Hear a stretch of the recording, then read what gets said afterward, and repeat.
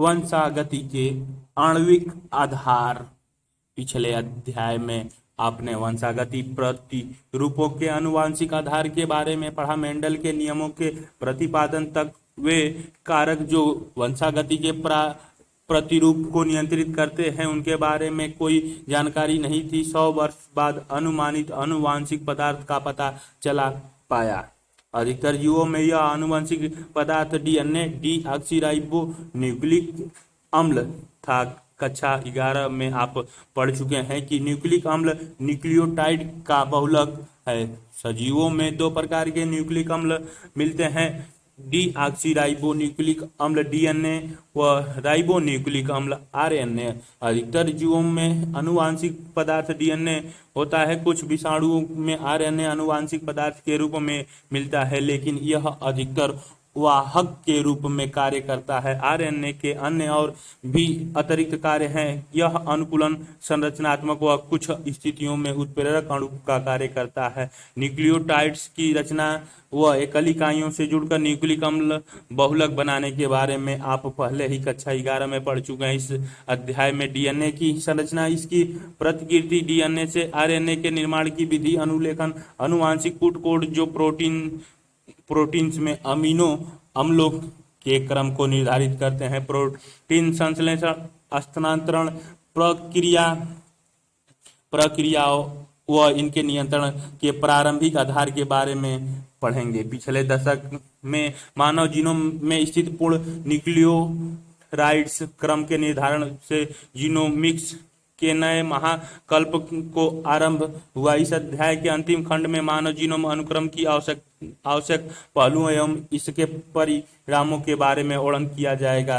अपनी चर्चा की शुरुआत सबसे पहले सजीवों में मिलने वाले सर्वाधिक रुचिकर अणुओं डीएनए की रचना के अध्ययन से करें। आगे के खंडों में इस बात को समझने का प्रयास करेंगे कि यह बहुतायता से मिलने वाले आनुवंशिक पदार्थ क्यों है व इसका आरएनए के साथ क्या संबंध है। डीएनए डीऑक्सीराइबो न्यूक्लियोटाइड का एक लंबा बहुलक है। डीएनए की लंबाई सामान्यतः इसमें मिलने वाले न्यूक्लियोटाइड्स युग्म का संबंध क्षार युग्मों से है, पर यह निर्भर है कि यह किसी भी जीव की विशेषता है। उदाहरणतः एक जीवाणुभोजी जिसे 5x174 कहते हैं, इसमें 5386 न्यूक्लियोटाइड्स मिले हैं। जीवाणुभोजी ब्लैंड में 48,502 क्षार युग्म, इस्चेरिचिया कोलाई में 4.6 × 10⁻⁶ क्षार युग्म व मनुष्य के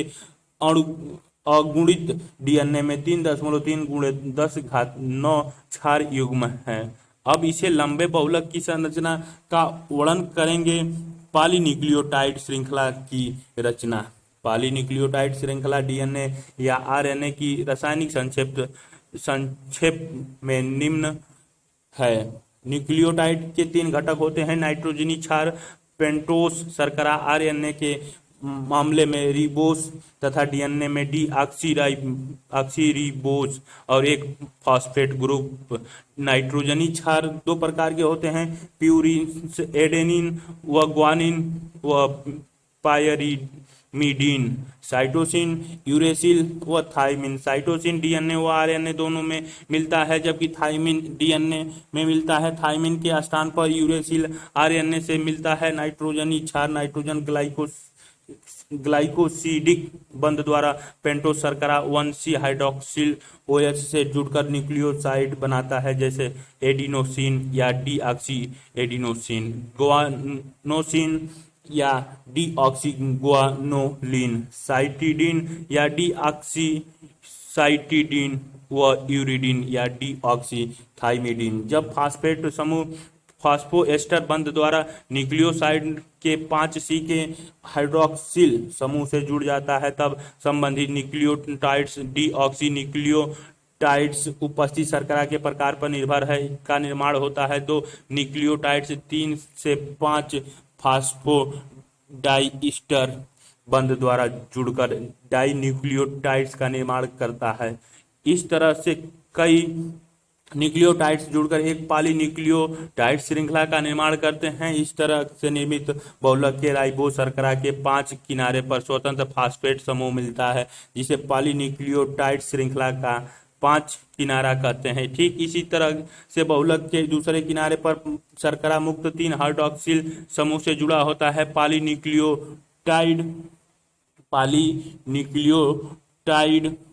एक पॉलीन्यूक्लियोटाइड का श्रृंखला 5 फास्फेट 3 हाइड्रॉक्सी समूह से PHCH से 5 मेंबर वाला कार्बन फैमिली ए, पी फिर से CHH 5 जुड़ा हुआ, T से PCH 5 मेंबर वाला कार्बन, फिर से G, फिर से PCH 5 मेंबर वाला, बीच में COH3 हाइड्रॉक्सिल समूह बनता है। श्रृंखला का 3 डैश किनारा कहते हैं। पॉलीन्यूक्लियोटाइड श्रृंखला के आधार का निर्माण शर्करा व फास्फेट से होता है। नाइट्रोजनी क्षार शर्करा अंश से जुड़ा होता है, जो आधार से प्रक्षेपित होता है। चित्र 6.1 आरएनए में प्रत्येक न्यूक्लियोटाइड अवशेष के राइबोज की 2 डैश जगह पर एक अतिरिक्त हाइड्रॉक्सिल समूह स्थित होता है। आरएनए में thymine 5 dash methyl uracil thymine का दूसरा रासायनिक नाम है की जगह पर यूरेसिल मिलता है।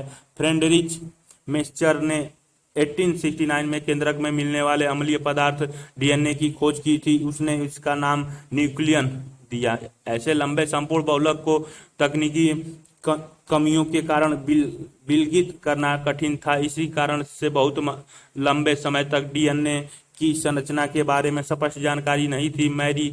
मैरिसस विलिंगसन व रोजलिंड फ्रैंकलिन के द्वारा दिए गए एक्सरे निवर्तन आंकड़े के आधार पर 1953 में जेम्स वाटसन व फ्रैंकसन क्रिक ने डीएनए की संरचना का द्विकुंडलीन नमूना प्रस्तुत किया। उनके प्रस्ताव में पॉलीन्यूक्लियोटाइड श्रृंखला के 2 लड़ियों के बीच क्षार युग्मन की उपस्थिति एक बहुत प्रमाणित श्रृंखला चेन थी। उपरोक्त प्रस्ताव द्विकुंडलीन डीएनए के इराविन चारगाफ के परीक्षण के आधार पर भी था, जिसमें इसने बताया कि एडेनिन व थाइमिन तथा ग्वानिन व साइटोसिन के बीच अनुपात स्थित व एक दूसरे के बराबर रहता है। क्षार युग्मन पॉलीन्यूक्लियोटाइड श्रृंखलाओं की एक खास विशेषता है। ये श्रृंखलाएं एक दूसरे के पूरक हैं, इसीलिए एक रज्जुक में स्थित क्षार क्रमों के बारे में जानकारी होने पर दूसरी रज्जुक के क्षार क्रमों की कल्पना कर सकते हैं। यदि डीएनए इसे पृथक डीएनए कहते हैं कि प्रत्येक रज्जुक नए रज्जुक के संश्लेषण हेतु टेम्पलेट का कार्य करते हैं। जिस तरह से 2 द्विरज्जुकीय डीएनए, जिसे संताति डीएनए कहते हैं, का निर्माण होता है, जो पृथक डीएनए अणु के समान होते हैं। इसी कारण से आनुवांशिक डीएनए की रचना के बारे में बहुत स्पष्ट जानकारी मिल सकी है। द्विकुंडली डीएनए की रचना की खास विशेषताएं निम्न हैं। यह 2 पॉलीन्यूक्लियोटाइड श्रृंखलाओं का बना होता है, जिसका आधार शर्करा फास्फेट का बना होता है। वह क्षार भीतर की ओर प्रक्षेपी होता है। 2 श्रृंखलाएं प्रति समानांतर ध्रुवणता रखती हैं। इसका मतलब एक श्रृंखला को ध्रुवणता 5 डैश से 3 डैश की ओर हो तो दूसरे के ध्रुवणता 3 डैश से 5 डैश की तरह होगी। दोनों रज्जुकों के क्षार आपस में हाइड्रोजन बंध द्वारा युग्मित होकर क्षार युग्मक बनाते हैं। एडेनिन व थाइमिन जो विपरीत रज्जुकों में होते हैं, आपस में 2 5 डैश PCH से जुड़ा हुआ 5 वाला जुड़ा P से CH 5 वाला नीचे C, फिर से P से CH 5 वाला PCH ऊपर नीचे 5 वाला OH 3 dash, C triple bond G से हाइड्रोजन बॉन्ड है, फिर से G नीचे 5 वाला जुड़ा हुआ, C से जुड़ा C ऊपर H नीचे P 5 डैश, फिर से P से जुड़ा हुआ PHC 5 मेंबर वाले कार्बन से, फिर से C G के बीच 3 बंध जो हाइड्रोजन बंध के नाम से जाना जाता है, फिर से T A के साथ जुड़ा हुआ है, A से 5 वाला C H और P से C H और 5 वाला OH 3 डैश T और A के बीच में 2 बंध को दिखाया गया है। द्विरज्जुकी पॉलीन्यूक्लियोटाइड श्रृंखला का दृश्य प्रदर्शित किया गया है 6.2 में। हाइड्रोजन बंध बनाते हैं। ठीक इसी तरह से ग्वानिन साइटोसिन से 3 हाइड्रोजन बंध द्वारा बंधा रहता है, जिसके फलस्वरूप सदा यूरिन के विपरीत दिशा में पिरिमिडिन होता है। इससे कुंडली के दोनों रज्जुकों के बीच लगभग समान दूरी बनी रहती है। चित्र 6.2 दोनों श्रृंखलाएं दक्षिणावर्ती कुंडली होती हैं। कुंडली का पिच 3.4 नैनोमीटर 1 मीटर का 10वां करोड़वां भाग होता है। वह 10⁻⁹ मीटर के बराबर होता है। वह प्रत्येक घुमाव में लगभग 10 क्षार युग्मक मिलते हैं। परिणाम स्वरूप एक कुंडली में एक बार युग्म के बीच लगभग 0.34 नैनोमीटर की दूरी होती है। द्वि कुंडली में एक क्षार युग्मक की सतह के ऊपर दूसरे स्थित होते हैं। इसके अतिरिक्त हाइड्रोजन बंध कुंडली संरचना को अस्थायित्व प्रदान करते हैं। प्यूरिन व पिरिमिडिन की संरचनात्मक तुलना करो। क्या आप बता सकते हैं कि डीएनए में 2 पॉलीन्यूक्लियोटाइड श्रृंखलाओं के बीच की दूरी हमेशा लगभग समान क्यों रहती है? चित्र 6.9 द्विकुंडलीय डीएनए की द्विकुंडलीय संरचना का प्रस्ताव यू प्रक्रिया है कि अनुवांशिक उलझाव को सरल तरीके से व्याख्या करने में सक्षम है। शीघ्र ही आणविक जीव विज्ञान में फ्रांसीसी क्रिक ने मूल सिद्धांत सेंट्रल डोग्मा का विचार प्रस्तुत किया, जिससे स्पष्ट है कि चित्र 6.3 द्विकुंडलीय डीएनए का चित्र दिखाया गया है। बेस जोड़ा एडेनिन, थायमिन, ग्वानिन, साइटोसिन, शर्करा, फास्फेट आधार बैकबोन का दृश्य प्रदर्शित किया गया है। स्पष्ट है कि आनुवांशिक सूचनाओं का बहाव डीएनए से आरएनए व इससे प्रोटीन की तरह रहता है। डीएनए से आरएनए, आरएनए से प्रोटीन प्रतिकृति, डीएनए अनुलेखन, एमआरएनए रूपांतरण, प्रोटीन मूल सिद्धांत। कुछ विषाणुओं में उपरोक्त बहाव विपरीत दिशा आरएनए से डीएनए की तरफ भी होता है। क्या तुम इस प्रक्रम के लिए एक साधारण नाम की सुझाव कर सकते हो? डीएनए कुंडली का पैकेजिंग। लगातार 2 क्षार युग्मों के बीच की दूरी 0.34 नैनोमीटर यानी 0.34 × 10⁻⁹ मीटर मान ली जाए और यदि एक प्रारूपी स्तनधारी कोशिका में डीएनए द्विकुंडली की लंबाई की गणना साधारणतः सभी क्षार युग्मों की संख्या को लगातार 2 क्षार युग्मों के बीच की दूरी से गुणा करने पर दूरी की गणना कर सकते हैं। वह है 6.6 × 10⁹ क्षार युग्म गुणे 0.34 × 10⁻⁹ मीटर प्रति रक्षा युग्म की जाए तो यह लगभग 2.2 मीटर के बराबर होगी। यह लंबाई रूपीय केंद्रक की लंबाई चौड़ाई लगभग 10⁻⁶ मीटर से काफी अधिक है। इसी तरह एक लंबा बहुलक एक कोशिका में कैसे पैकेज्ड होता है?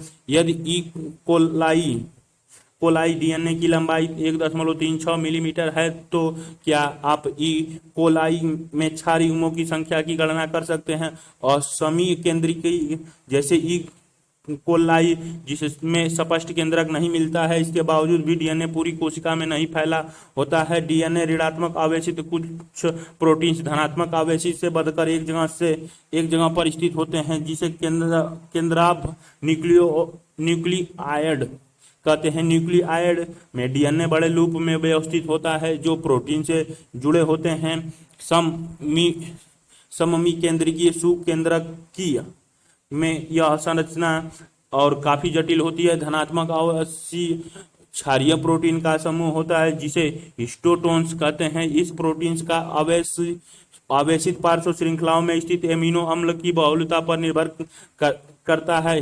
हिस्टोन्स में क्षारीय एमिनो अम्लीय लाइसिन व अराजिनिन अधिक मात्रा में मिलते हैं। दोनों एमिनो अम्ल की पार्श्व श्रृंखलाओं पर धनात्मक आवेश होता है। हिस्टोन व्यवस्थित होकर 8 हिस्टोन्स अणुओं की एक इकाई बनाता है जिसे हिस्टोन अष्टक कहते हैं। धनात्मक आवेशित हिस्टोन अष्टक चारों तरफ से ऋणात्मक आवेशित डीएनए से सटा होता है जिसे न्यूक्लियोसोम कहते हैं। चित्र 6.4 एक प्रारूपी न्यूक्लियोसोम 200 क्षार युग्मों की डीएनए कुंडली होती है। केंद्रक में मिलने वाली एक संरचना जिस पर 6.4 और न्यूक्लियोसोम हिस्टोन अणु का सार भाग हिस्टोन्स अष्टक H1 हिस्टोन्स और डीएनए का संरचना दिखाई गई है जिस पर न्यूक्लियोसोम एक के बाद एक मिलते हैं, जिसे क्रोमैटिन कहते हैं, जो केंद्रक में अभिरंजित धागे की तरह की संरचना होती है। इलेक्ट्रॉन सूक्ष्मदर्शी द्वारा देखने पर न्यूक्लियोसोम क्रोमैटिन जिस तरह से डोरी पर बिट्स की तरह दिखाई पड़ते हैं। चित्र 6.4 सैद्धांतिक रूप से तुम सोच सकते हो कि एक स्तनधारी कोशिका में ऐसे दाने न्यूक्लियोसोम की तरह की रचना की संख्या क्या हो सकती है। डोरी पर बिट्स सदृश संरचना क्रोमैटिन में कोशिका होकर क्रोमैटिन धागों सूत्रों का निर्माण करती हैं, जो आगे कुंडली व संघनित होकर कोशिका विभाजन की मध्यावस्था में गुणसूत्र का निर्माण करते हैं। उच्च स्तर पर क्रोमैटिन के पैकेजिंग हेतु अतिरिक्त प्रोटीन की आवश्यकता होती है, जिसे सामूहिक रूप से गैर हिस्टोन गुणसूत्रीय protein non histone chromosomal protein NSC कहते हैं। एक प्रारूपीय केंद्रक में कुछ जगहों पर क्रोमैटिन ढीले ढाले बांधे हल्के अभिरंजित होते हैं, जिसे यू क्रोमैटिन कहते हैं। क्रोमैटिन जो काफी अच्छे ढंग से बंधे होते हैं वह गाढ़े रंग के दिखाई पड़ते हैं, उसे हेट्रोक्रोमैटिन कहते हैं। आनुवांशिक पदार्थों की खोज मेस्चर द्वारा न्यूक्लिक व मेंडल के वंशागत सिद्धांत तथा एक लंबे समय के बाद यह सिद्ध व ज्ञात हो सका कि डीएनए आनुवांशिक पदार्थ के रूप में कार्य करता है। आनुवांशिक वंशागति के आणविक आधार की खोज 1926 में हुई। Gregor Mendel, Walter Hunt Morgan व अन्य दूसरे वैज्ञानिकों की पूर्व खोज के आधार पर स्पष्ट हो गया कि गुणसूत्र अधिकतम कोशिकाओं के केंद्रक से मिलता है, लेकिन इस प्रश्न का उत्तर नहीं मिल सका कि कौन सा अणु वास्तव में आनुवांशिक पदार्थ है। रूपांतरीय सिद्धांत 1928 में फ्रेडरिक ग्रिफिथ ने स्ट्रेप्टोकोकस निमोनी जीवाणु, जो निमोनिया के लिए जिम्मेदार है, के साथ कई प्रयोग में से रूपांतरण की अच्छे ढंग से व्याख्या थी। उनके प्रयोगों के दौरान एक सजीव जीव जीवाणु के प्राकृतिक रूप से परिवर्तन हो गया। जब स्ट्रेप्टोकोकस निमोनी न्यूमोकस जीवाणु का संवर्धन प्लेट पर वृद्धि करता है, तब इसकी कुछ चिकनी चमकीली कॉलोनी यस व दूसरी रोक्ष सच कॉलोनी आर का निर्माण होता है। यह एस प्रभेद के जीवाणु में श्लेष्मा बहु सर्कराइड युक्त आवरण होता है, जबकि आर प्रभेद में यह आवरण नहीं होता। ऐसे प्रभेद उग्र से संक्रमित चूहे निमोनिया संक्रमण से मर जाते हैं, जबकि आर प्रभेद द्वारा निमोनिया नहीं होता है। एस प्रभेद चूहे में प्रवेश कराया गया चूहा मर जाता है। आर प्रभेद चूहे में प्रवेश कराया गया चूहा जीवित रहता है।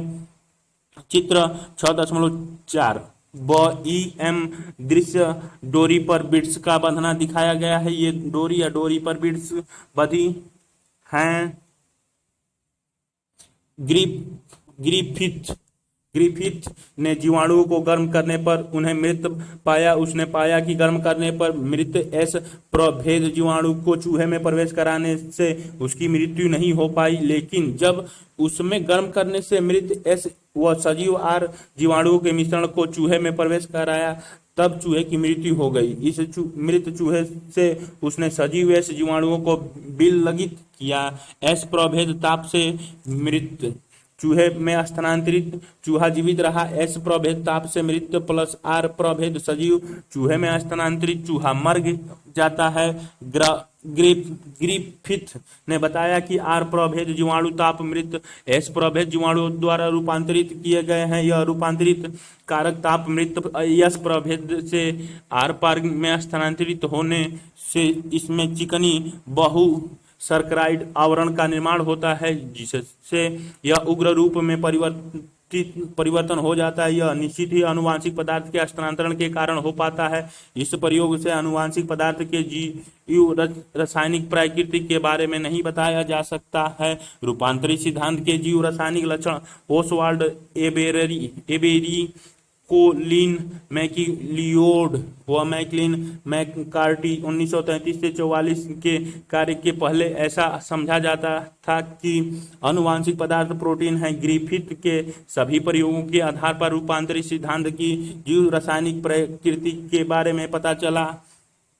ताप मृत एस कोशिकाओं से जैव रसायन, प्रोटीन, डीएनए, आरएनए आदि को अलग कर यह पता लगाने के लिए शोधित किया कि इनमें से कौन आर कोशिकाओं को एस कोशिकाओं में रूपांतरित करने में सहायक होता है। उन्होंने इस बात का पता लगाया कि एस जीवाणु का केवल डीएनए ही आर जीवाणुओं को रूपांतरित कर सकता है। उन्होंने इस बात का भी पता लगाया कि प्रोटीन पाचक एंजाइम प्रोटीएजीज व आरएनए पाचक एंजाइम आरएनएज इस रूपांतरण को प्रभावित नहीं करते हैं, इसीलिए रूपांतरित पदार्थ प्रोटीन या आरएनए नहीं है। डीएनएज से पाचन के बाद रूपांतरण प्रक्रिया बंद हो जाती है। इससे स्पष्ट है कि डीएनए ही रूपांतरण के लिए जिम्मेदार है। इससे उन्होंने निष्कर्ष निकाला कि आनुवांशिक पदार्थ डीएनए है, लेकिन इस बात से सभी जीव विज्ञानी सहमत नहीं थे। डीएनएस व डीएनएज के बीच कोई अंतर है।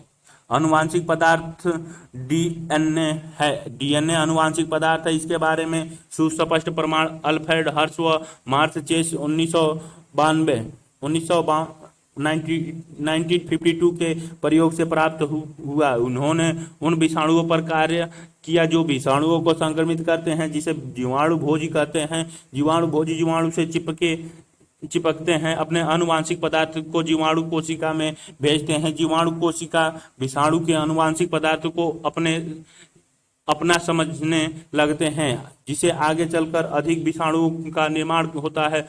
हर्श व चेस ने इस बात का पता लगाने के लिए प्रयोग किया कि विषाणु से प्रोटीन या डीएनए निकल कर जीवाणु में प्रवेश करता है। उन्होंने कुछ विषाणुओं में को ऐसे माध्यम पर पैदा किया जिसमें एक को विकिरण सक्रिय फास्फोरस व दूसरे विषाणुओं को विकिरण सक्रिय सल्फर पर वृद्धि किया था। जिस विषाणु को विकिरित किया फास्फोरस की उपस्थिति में पैदा किया, उसमें विकिरण सक्रिय डीएनए पाया गया, जबकि विकिरण सक्रिय प्रोटीन नहीं था, क्योंकि डीएनए में फास्फोरस होता है, प्रोटीन नहीं। ठीक इसी तरह से विषाणु जिससे विकिरण सक्रिय सल्फर जीवाणु भोजी विकिरण सक्रिय 35S, विकिरण सक्रिय 32P से अंकित डीएनए 35S से अंकित प्रोटीन संपुटन संक्रमण 1 आवरण अनावरण 2 अपकेंद्रण 3 कोशिकाओं में विकिरण 35S का पता नहीं लगा प्लस विकिरण 35S का पता लगा। कोशिकाओं में विकिरण 32P का पता लगा प्लस विकिरण का पता नहीं लगा। हर्श चेस का प्रयोग चित्र 6.5 में प्रदर्शित की उपस्थिति में पैदा किया गया। उनमें विकिरण सक्रिय प्रोटीन पाई गई। डीएनए विकिरण सक्रिय नहीं था, क्योंकि डीएनए में सल्फर नहीं मिलता है। विकिरण सक्रिय जीवाणु भोजी ई कोलाई जीवाणु से चिपक जाते हैं। जैसे संक्रमण आगे बढ़ता है, जीवाणुओं में सम्मिश्रक में हिलाने से विषाणु आवरण अलग हो जाता है। जीवाणुओं को अपकेंद्रण यंत्र में प्रचक्रण कराने से विषाणु कण जीवाणुओं से अलग हो जाते हैं। जो जीवाणु विकिरण सक्रिय डीएनए रखने वाले विषाणु से संक्रमित हुए थे, वे विकिरण सक्रिय रहे। इससे स्पष्ट है कि जो पदार्थ विषाणु से जीवाणु में प्रवेश करता है वह डीएनए है। जो जीवाणु उन विषाणुओं से संक्रमित थे, उनमें विकिरण सक्रिय प्रोटीन था, वे विकिरण सक्रिय नहीं हुए। इससे संकेत मिलता है कि प्रोटीन विषाणु से जीवाणु में प्रवेश नहीं करता है। इसी कारण से आनुवांशिक पदार्थ डीएनए ही है जो विषाणु से जीवाणु में जाता है। चित्र 6.5 आनुवांशिक पदार्थ के गुण डीएनए बनाम आरएनए। पिछली चर्चाओं से यह स्पष्ट है कि प्रोटीन बनाम डीएनए के बीच जो विवाद आनुवांशिक पदार्थ को लेकर था, अब वह स्पष्ट रूप से हर्श व चेस के प्रयोग से सुलझ चुका है। अब वह सर्वमान्य हो चुका है कि डीएनए आनुवांशिक पदार्थ के रूप में कार्य करता है। फिर भी यह स्पष्ट हो गया कि कुछ विषाणुओं में आरएनए, उदाहरण टैबोको मोजेक वायरस, क्यूबिटा बैक्टीरियोफेज आदि आनुवांशिक पदार्थ हैं। कुछ प्रश्नों के उत्तर आपको देने हैं, जैसे क्यों डीएनए प्रमुख आनुवांशिक पदार्थ है जबकि आरएनए दूत एवं अनुकूलन जैसे सक्रिय कार्य करता है। दोनों न्यूक्लियक अम्ल अणुओं की रासायनिक संरचना में अंतर बताइए। क्या आप डीएनए व आरएनए के बीच दो रासायनिक अंतरों को बता सकते हैं? एक अणु जो आनुवांशिक पदार्थ के रूप में कार्य कर सकता है वह निम्न मानदंडों को को अवश्य पूर्ण करता है। यह अपना प्रतिकृति बनाने में सक्षम है। प्रतिकृति इसे संरचना व रासायनिक संगठनों के आधार पर स्थिर होना चाहिए। इनमें धीमे परिवर्तन उत्परिवर्तन की संभावना होती है जो विकास के लिए आवश्यक है। इसे स्वयं मेंडल के लक्षण के अनुरूप अभिव्यक्त होना चाहिए। यदि कोई क्षार युग्मन पूरकता के सिद्धांत को ध्यान में रखते हुए परीक्षण करता है तब वह पाएगा कि दोनों न्यूक्लिक अम्ल डीएनए व आरएनए में स्वयं प्रतिकृति की क्षमता होती है। सजीव तंत्र के अन्य अणुओं में जैसे प्रोटीन स्वयं प्रथम मापदंड को पूर्ण करने में असफल है। आनुवांशिक पदार्थ इतना अस्थायी होना चाहिए कि जीवन चक्र की विभिन्न अवस्थाओं, उम्र या सजीव की शरीर क्रिया में परिवर्तन से इसमें परिवर्तन नहीं होना चाहिए। आनुवांशिक पदार्थ का अस्थायित्व तो उसकी एक प्रमुख विशेषता है जो ग्रिफ्थ के रूपांतरित कारक से स्पष्ट है, जिसमें ताप से जीवाणु की मृत्यु हो जाती है, लेकिन आनुवांशिक पदार्थ की कुछ विशेषताएं नष्ट नहीं हो पाती हैं। डीएनए के परिप्रेक्ष्य में इस बात को और अच्छे ढंग से समझ सकते हैं कि डीएनए की दोनों रज्जु एक दूसरे के पूरक होते हैं जो गर्म करने पर एक दूसरे से अलग हो जाते हैं, लेकिन पुनः उचित स्थिति के आने पर एक दूसरे से जुड़े जाते हैं। आरएनए के प्रत्येक न्यूक्लियोटाइड पर 2 हाइड्रोक्सिल समूह मिलता है। यह क्रियाशील समूह है जिससे आरएनए अस्थिर व आसानी से विखंडित हो जाता है। इस कारण से डीएनए रासायनिक संगठन की दृष्टि से कम सक्रिय व संरचनात्मक दृष्टि से अधिक अस्थायी होता है। इसी कारण दोनों न्यूक्लिक अम्ल में डीएनए एक अच्छा आनुवांशिक पदार्थ माना जाता है। वास्तव में डीएनए में यूरेसिल की जगह थाइमिन होने से उनमें एक अधिक अस्थायित्व मिलता है। इसके बारे में विस्तृत चर्चा हेतु हमें डीएनए में होने वाले मरम्मत की प्रक्रिया को समझना होगा और आप इस प्रक्रिया के बारे में उच्च कक्षाओं में अध्ययन करेंगे। दोनों आरएनए व डीएनए उत्परिवर्तन हो सकते हैं। वास्तव में आरएनए अस्थायी व तीव्र गति से उत्परिवर्तित होता है। परिणाम स्वरूप विषाणुओं में आरएनए जीनोम मिलता है उसकी जीवन अवधि छोटी व तेजी से उत्परिवर्तित व विकसित होने वाली होती है।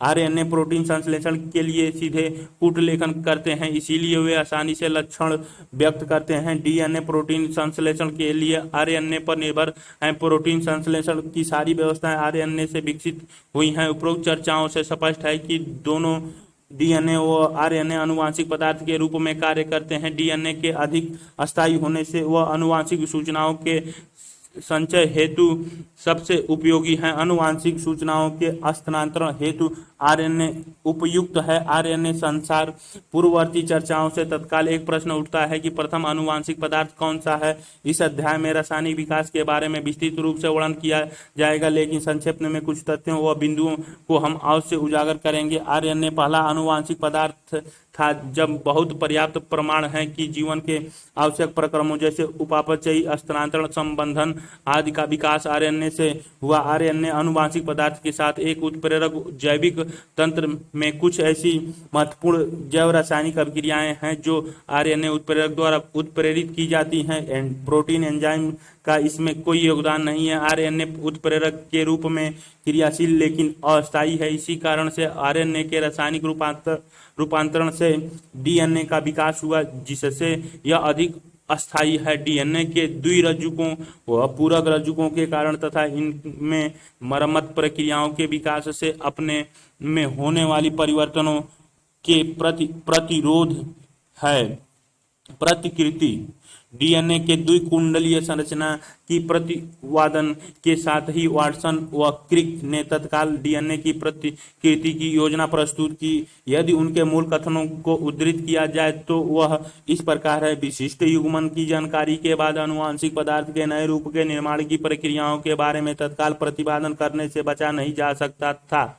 वाटसन और क्रिक 1953 उपरोक्त योजना से स्पष्ट है कि दोनों रज्जुक अलग होकर टेम्पलेट के रूप में कार्य कर नए पूरक रज्जुक का निर्माण करते हैं। प्रतिकृति के पूर्ण होने के बाद जो डीएनए अणु बनता है उसमें एक पृथक व एक नई निर्मित लड़ी रज्जुक होती है।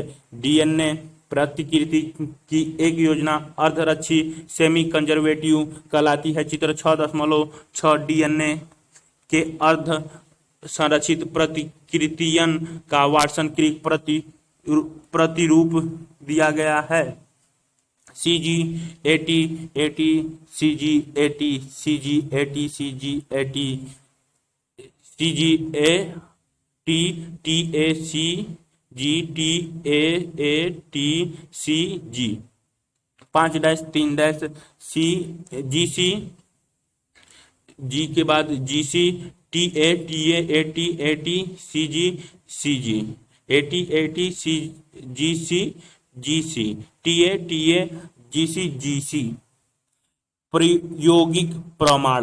अब यह सिद्ध हो चुका है कि डीएनए के अर्ध संरचित प्रतिकृतियन होता है। इसके बारे में सर्वप्रथम जानकारी इश्चेरिचिया कोलाई से प्राप्त हुई और आगे जाकर उच्च जीवों जैसे पौधे व मानव कोशिकाओं में पता लगा पाया। मेसन व फ्रैंकलिन स्टाल ने 1998 में निम्न प्रयोग किया। इन्होंने ई कोलाई को ऐसे संवर्धन में विकसित किया कि जिसमें 15 NH4Cl 15 N नाइट्रोजन का भारी समस्थानिक है। अमोनिया क्लोराइड कई पीढ़ियों तक केवल नाइट्रोजन का स्रोत है, जिसके परिणाम स्वरूप नवनिर्मित डीएनए एवं अन्य दूसरे नाइट्रोजन युक्त यौगिकों में 15 नाइट्रोजन N15 व्यवस्थित हो जाता है। इस भारी डीएनए अणु को सामान्य डीएनए से सोडियम क्लोराइड के घनत्व प्रवणता में अपकेंद्रीकरण करने से अलग कर सकते हैं। कृपया ध्यान दें कि 15 नाइट्रोजन एक विकिरणीय सक्रिय समस्थानिक नहीं है और यह 14 नाइट्रोजन N14 से घनत्व के आधार पर अलग किया जा सकता है। इसके बाद कोशिकाओं को ऐसे संवर्धन में स्थानांतरित किया जिसमें साधारणतः 14 NH4Cl था। वह निश्चित समय अंतराल पर गुणित कोशिकाओं के नमूने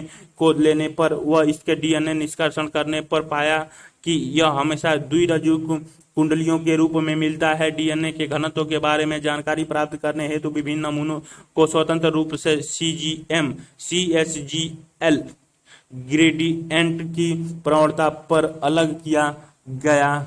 चित्र 6.7 पीढ़ी प्रथम। चित्र 6.7 में मेल्सन एवं स्टाल का प्रयोग। पीढ़ी 1 पीढ़ी 2 N15 DNA N14 DNA N14 वाले में N डीएनए 15 N डीएनए 20 मीन 14 मीन 15 N DNA 14 N DNA 14 N DNA. अपकेंद्रक बल 15 N भारी 14 N 15 N संकरित 14 N हल्का 14 N 15 N भारी संकरित। अपकेंद्रण से निष्कर्षित किया गया डीएनए चित्र 6.7 में दिखाई गई है। क्या तुम अपकेंद्र बल के बारे में बता सकते हो और सोचो क्यों एक अणु से अधिक द्रव्यमान घनत्व का है तेजी से अवच्छाद बनाता है। परिणामों को चित्र 6.7 में दर्शाया गया है। इस प्रकार संवर्धन जिसमें N15 से N14 माध्यम पर एक पीढ़ी तक स्थानांतरित किया गया था, इससे डीएनए निष्कर्षित करने पर पाया गया कि इसका घनत्व संकरित या मध्य था। 20 मिनट बाद प्रथम पीढ़ी ई कोलाई 20 मिनट में विभाजित होता है। डीएनए जो दूसरी पीढ़ी 40 मिनट बाद द्वितीय पीढ़ी के संवर्धन से निष्कर्षित किया गया कि समान मात्रा में संकरित डीएनए हल्के डीएनए से मिलकर बना होता है। ई कोलाई के 80 मिनट बाद वृद्धि से प्राप्त डीएनए में हल्के व संकरित डीएनए घनत्व का अनुपात होगा। ठीक इसी तरह का प्रयोग टेलट व उनके सहयोगियों ने 1958 में बीसिया फाबा सेम पर नवनिर्मित डीएनए का गुणसूत्र में वितरण का पता लगाने के लिए विकिरण सक्रिय थाइमिडीन का प्रयोग किया। इस प्रयोग से यह सिद्ध हो गया कि गुणसूत्र में डीएनए अर्ध संरचकीय तरह से प्रतिकृति करता है। कार्य प्रणाली व एंजाइम सजीव कोशिकाओं जैसे इकोलाई में प्रतिकृति हेतु उत्प्रेरकों एंजाइम के समूहों की आवश्यकता होती है। मुख्य एंजाइम जो डीएनए पर निर्भर है वह डीएनए पॉलीमेरेज है। यह डीएनए टेम्पलेट का उपयोग डीऑक्सी न्यूक्लियोराइड के बहुलकन को उत्प्रेरित करता है। यह एंजाइम काफी प्रभावी है क्योंकि बहुत ही कम समय में अधिक संख्या में न्यूक्लियाटाइड्स के बहुलकन को उत्प्रेरित करता है। कल्पना करो कि ई कोलाई में 4.6 × 10⁶ क्षार युग्म मिलते हैं। इसकी तुलना में मानव द्विगुणित संख्या 6.6 × 10⁹ क्षार युग्म से करो, जिनमें प्रतिकीर्ति प्रक्रियाओं के पूर्ण होने में 18 मिनट लगते हैं। इसका मतलब बहुलीकरण की औसत दर लगभग 2000 क्षार युग्म प्रति सेकंड है। ये केवल बहुलीकरण को तेज नहीं करते बल्कि अधिक शुद्धता के साथ अपक्रिया को उत्प्रेरित भी करते हैं। प्रतिकीर्ति में किसी भी तरह की गलती के परिणाम स्वरूप उत्परिवर्तन होता है। इसके अतिरिक्त ऊर्जा की दृष्टि से प्रतिकीर्ति एक महंगी प्रक्रिया है। अतः डीऑक्सीराइबो न्यूक्लियोसाइड ट्रांसफॉस्फेट दोहरे उद्देश्य की पूर्ति करता है। इसके अतिरिक्त अवस्तर की तरह कार्य करते हुए बहुलीकरण अपक्रिया के लिए ऊर्जा प्रदान करता है। एटीपी की तरह डीऑक्सी न्यूक्लियोसाइड ट्राइफॉस्फेट में दो टर्मिनल फॉस्फेट उच्च ऊर्जा वाले फॉस्फेट हैं। अधिक शुद्धता के साथ प्रतिकीर्ति प्रक्रम को पूर्ण करने हेतु डीएनए पर निर्भर डीएनए पॉलीमेरेज के साथ अन्य एंजाइम की आवश्यकता होती है। लंबे डीएनए अणुओं के दोनों रज्जु एक साथ पृथक नहीं होते क्योंकि इसके लिए अधिक ऊर्जा की आवश्यकता होती है। प्रतिकीर्ति हेतु डीएनए कुंडलिन छोटे छोटे भागों में खुलते हैं, जिसे प्रतिकीर्ति द्विशाख कहते हैं। डीएनए पर निर्भर डीएनए पॉलीमेरेज बहुलकन केवल एक दिशा 5' से 3' यानी 5' से 3' की ओर उत्प्रेरित करता है। यह प्रतिक्रिया द्विशाखा पर कुछ जटिलता पैदा करती है। फलस्वरूप 3' से 5' ध्रुवता वाली टेम्पलेट्स की लड़ी पर प्रतिकीर्ति सतत होता रहता है, जबकि दूसरी लड़ी 3' से 5' ध्रुवता वाले टेम्पलेट पर यह असतत होता है। तत्पश्चात यह असतत रूप से संश्लेषित खंड एंजाइम्स डीएनए लाइगेज द्वारा आपस में जुड़े जाते हैं। चित्र 6.8 प्रतिकीर्तिक द्विशाखा नवजात रज्जु 3' 5' से सतत पोषण करके 3' असतत संश्लेषण टेम्पलेट डीएनए रज्जु 3' और 5' की तरफ जाते हैं। चित्र 6.8 डीएनए पॉलीमेरेज स्वयं प्रतिकीर्ति प्रक्रम की शुरुआत नहीं कर सकते हैं। प्रतिकीर्ति डीएनए के किसी भी जगह पर प्रतिकीर्ति क्रमहीन प्रारंभ नहीं होती है। ई कोलाई के डीएनए में कुछ निश्चित स्थान होते हैं जहां से प्रतिकीर्ति की शुरुआत होती है। इन जगहों को प्रतिकीर्ति का स्थल नामकरण दिया गया है। इसी कारण से प्रतिकीर्ति की शुरुआत के लिए आवश्यक डीएनए खंडों की प्राप्ति पुनर्योगज डीएनए विधि के द्वारा होती है, जिसमें समवाहक की आवश्यकता होती है। समवाहक से प्रतिकृति की शुरुआत होती है। मूल की प्राकृतिक और इस जगह पर होने वाले प्रक्रमों के बारे में आप विस्तृत रूप से उच्च कक्षाओं में पढ़ेंगे। प्रतिकृति के बारे में अभी विस्तृत रूप से पूर्ण जानकारी नहीं है। समसीम केंद्र की सुकेंद्रकीय में डीएनए की प्रतिकृति कोशिका चक्र के एस प्रावस्था में होती है। डीएनए की प्रतिकृति व कोशिका विभाजन चक्र काफी संभावित ढंग से होती है। डीएनए प्रतिकृति के बाद कोशिका विभाजन न होने के कारण बहुगुणित पॉलीप्लॉइड की स्थिति गुणसूत्रीय समानता उत्पन्न होती है। इनमें से कुछ प्रक्रमों के बारे में विस्तृत रूप से आप उच्च कक्षाओं में पढ़ेंगे। अनुलेखन ट्रांसक्रिप्शन डीएनए की एक रज्जु से आनुवांशिक सूचनाओं का आरएनए के प्रतिलिपिकरण करने की प्रक्रिया को अनुलेखन कहते हैं। यहाँ भी पूरकता का सिद्धांत अनुलेखन प्रक्रम को नियंत्रित करता है, जिसमें एडिनोसिन थाइमिन की जगह पर यूरेसिल के साथ क्षार युग्म बनता है। यद्यपि प्रतिकीर्ति प्रक्रमों के विपरीत किसी जीव के कुल डीएनए द्विगुणित होकर अनुलेखन के दौरान अपना एक रज्जु आरएनए के साथ मिलाकर उसी का रूप ले लेता है। इससे डीएनए की लड़ी व जगहों का पता चलता है जो अनुलेखन में भाग लेते हैं। अनुलेखन के दौरान दोनों रज्जुकों की प्रतिलिपिकरण क्यों नहीं होता?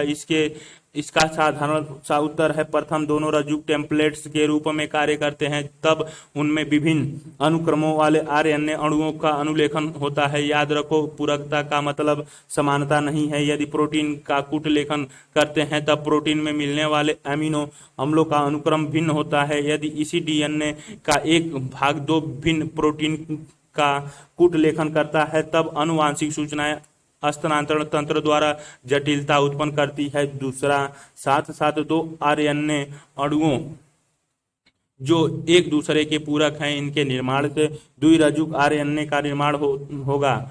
इससे आरएनए के प्रोटीन में अनुलेखन नहीं हो पाता है और अनुलेखन का प्रयास व्यर्थ जाता है। अनुलेखन इकाई डीएनए में अनुलेखन इकाई के मुख्यतः तीन भाग होते हैं: उननायक, प्रोमोटर, संरचनात्मक जीन, स्ट्रक्चर जीन, समापक, टर्मिनेटर। अनुलेखन इकाई की संरचनात्मक जीन डीएनए के द्विरज्जुक का ही भाग है। चूंकि रज्जुक विपरीत ध्रुवता की ओर होते हैं, इसीलिए डीएनए निर्भर आरएनए पॉलीमेरेज बहुलकन केवल एक दिशा 5' से 3' यानी 5 से एरो 3' की ओर उत्प्रेरित होते हैं। रज्जुक जिसमें तीन ध्रुवता 3 से 5 यानी 3 से 5 की ओर है, वह टेम्पलेट्स के रूप में कार्य करते हैं, इसीलिए यह टेम्पलेट रज्जुक कहलाता है। दूसरी लड़ी जिसमें ध्रुवता 5' से 3 वह अनुक्रम आरएनए जैसे होता है। थाइमिन के अलावा इस जगह पर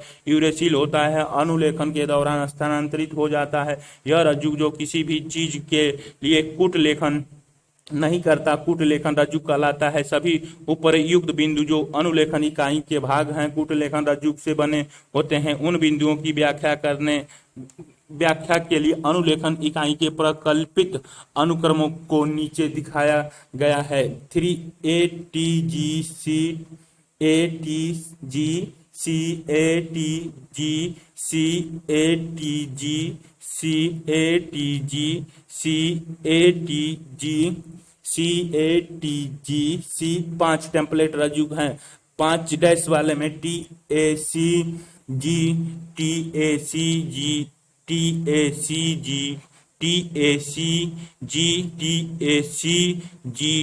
TACG 3 कूट लेखन रज्जुक हैं। उपरोक्त डीएनए से अनुलेखित आरएनए के अनुक्रमों को क्या आप लिख सकते हो?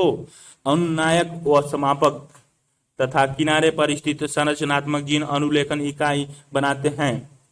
संरचनात्मक जीन के 5' किनारे पर इसका संदर्भ कूट लेखन रज्जुक के ध्रुवता के संबंध में है। उन्नायक स्थित होता है, यह डीएनए अनुक्रम है जिससे आरएनए पॉलीमेरेज में जुड़ता है और अनुलेखन इकाई में स्थित उन्नायक टेम्पलेट व कूट लेखन रज्जुक का निर्धारण करता है। समापक कूट लेखन रज्जुक के 3 किनारे अनुप्रवाह पर स्थित होता है और इससे अनुलेखन प्रक्रम की समाप्ति का निर्धारण होता है। चित्र 6.9। इसके अतिरिक्त उन्नायक के प्रतिप्रवाह व अनुप्रवाह की तरफ नियामक अनुक्रम होते हैं। इन अनुक्रमों की कुछ विशेषताओं के बारे में जब जीन अभिव्यक्ति नियमन के बारे में वर्णन होगा तब जानकारी दी जाएगी।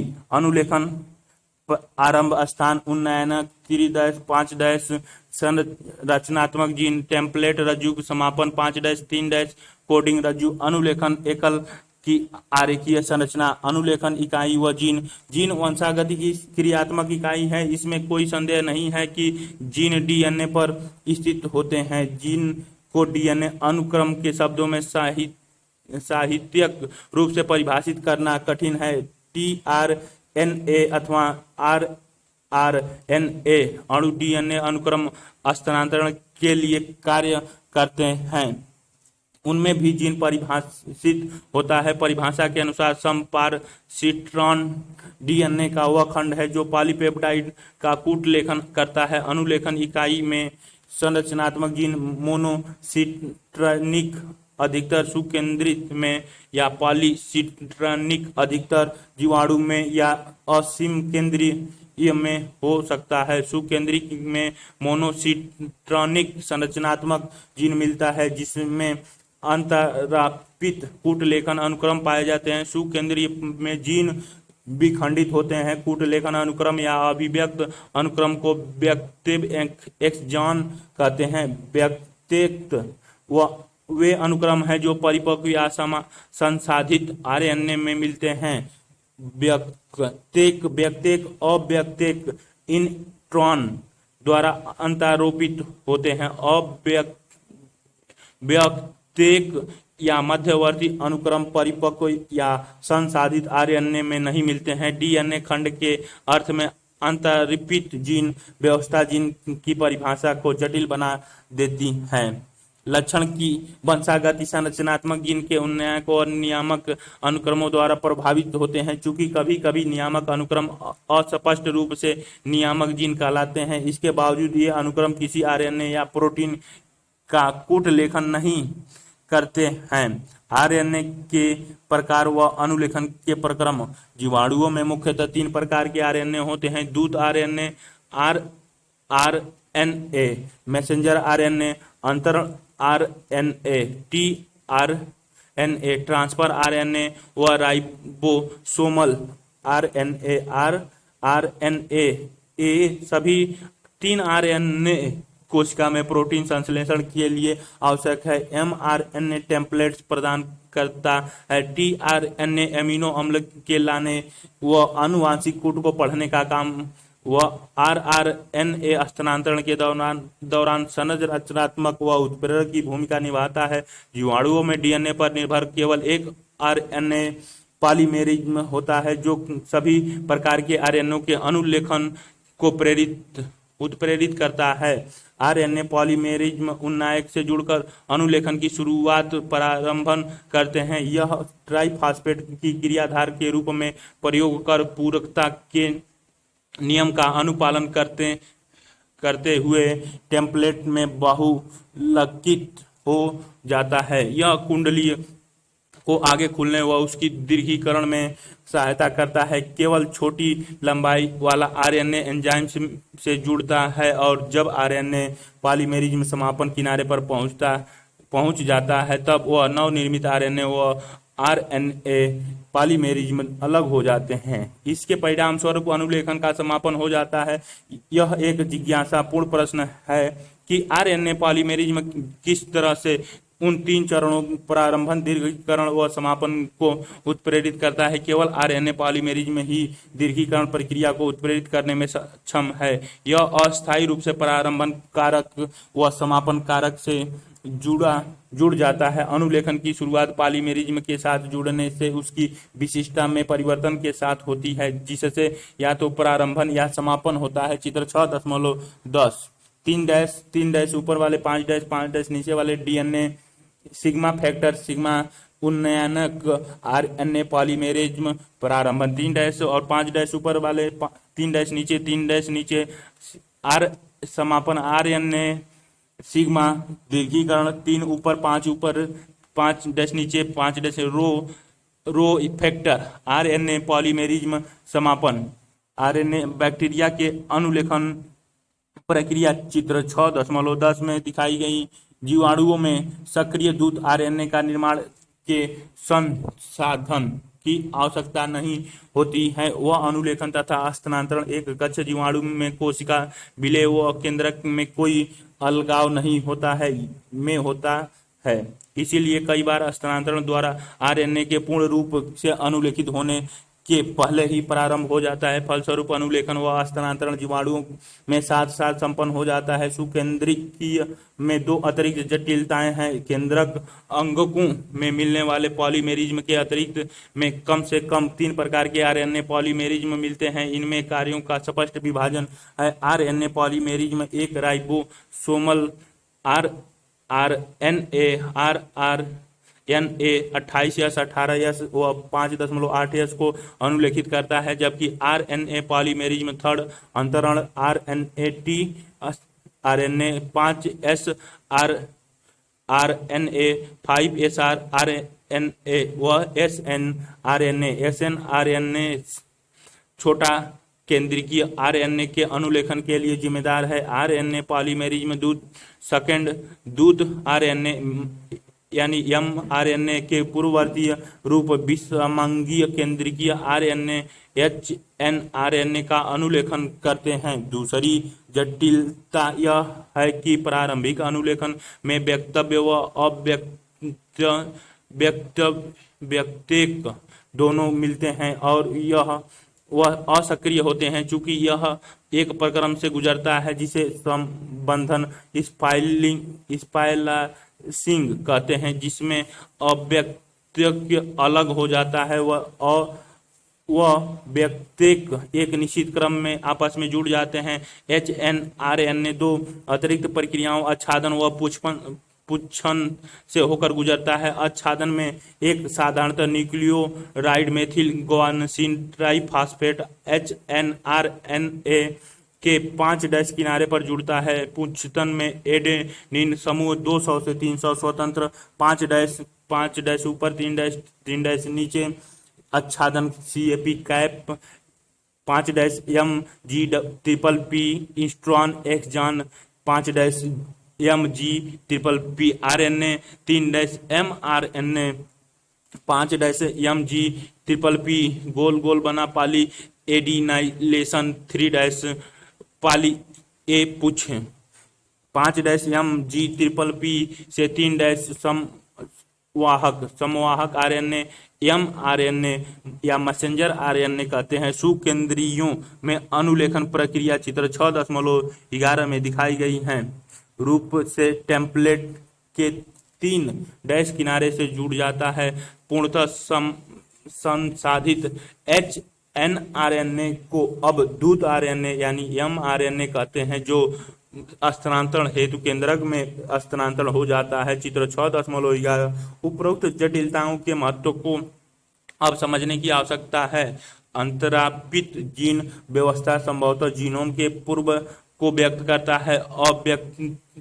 अव्यक्तेक की उपस्थिति पुराने समय की याद दिलाता है और संबंधन प्रक्रिया में RNA संचार की प्रभुता को व्यक्त करता है। वर्तमान समय में सजीव तंत्र में RNA निर्भर प्रक्रमों के बारे में समझने की अधिक आवश्यकता है। अनुवांशिक कूट प्रतिकृति व अनुलेखन के दौरान न्यूक्लिक अम्ल से दूसरे न्यूक्लिक अम्ल का प्रतिलिपिकरण होता है। इन प्रक्रमों को पूरकता के आधार पर समझना आसान है। स्थानांतरण की प्रक्रिया में अनुवांशिक सूचनाएं न्यूक्लियोटाइड के बहुलक से अमीनो अम्लों के बहुलक की ओर स्थानांतरित होती है। अमीनो अम्ल के न्यूक्लियोटाइड में न तो कोई परिपूरकता मिलती है, न ही सैद्धांतिक रूप से इसके बारे में सोच सकते हैं। न्यूक्लिक अम्ल अनुवांशिक पदार्थ में परिवर्तन से प्रोटीन के अमीनो अम्ल में भी परिवर्तन हो जाता है। इस विचार के समर्थन हेतु पर्याप्त प्रमाण है। इससे अनुवांशिक कूट जेनेटिक कोड की परिकल्पना का प्रतिपादन हुआ, जो प्रोटीन संश्लेषण के दौरान एमिनो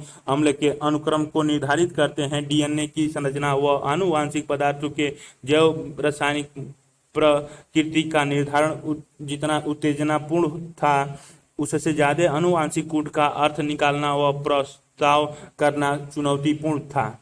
सही अर्थों में इसके लिए विभिन्न क्षेत्रों के वैज्ञानिकों, भौतिकविदों, कार्बनिक रसायनविदों, जैव रसायनज्ञ व अनुवांशिकविदों के सहयोग की आवश्यकता थी।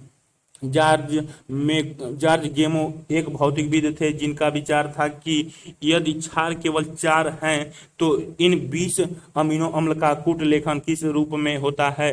अतः कूट के निर्माण में क्षारों का समूह बनता है। इनका विचार था कि सभी 20 अमीनो अम्ल के कूट हेतु कोड 3 न्यूक्लियोराइडों के बने होते हैं। यह एक बहुत ठोस विचार था, जिससे 4 यानी 4×4×4 के प्रति उत्परिवर्तन समुच्चय में 64 कोड का निर्माण हुआ। इनसे बनने वाले कोड आवश्यकता से अधिक थे। प्रकूट कोडांतरिक होते हैं। इसका प्रमाण देना अत्यधिक कठिन था। हर गोविंद खुराना ने निश्चित क्षारों, समबहुलक या सहबहुलक के समुच्चय युक्त आरएनए अणुओं के संश्लेषण की रासायनिक विधि का विकास किया था। प्रोटीन संश्लेषण हेतु मार्शल नीटेनबर्ग की कोशिश स्वतंत्र तंत्र स्वतंत्र तंत्र कूट का अर्थ निकालने में काफी सहयोगी रही। सेब वोटों ओकाओं एंजाइम्स पॉलीन्यूक्लियोराइड्स फॉस्फोरिलेज आरएनए को स्वतंत्र रूप आरएनए का एंजाइम संश्लेषण से टेम्पलेट्स के निश्चित अनुक्रमों के साथ बहुलकित होने में सहायता प्रदान करता है। अतः अंत में आनुवांशिक कूट का चेकर बोर्ड पेनेट आरेख नीचे तालिका 6.1 में दिया गया है। आनुवांशिक कूट की प्रमुख विशेषताएं निम्न है।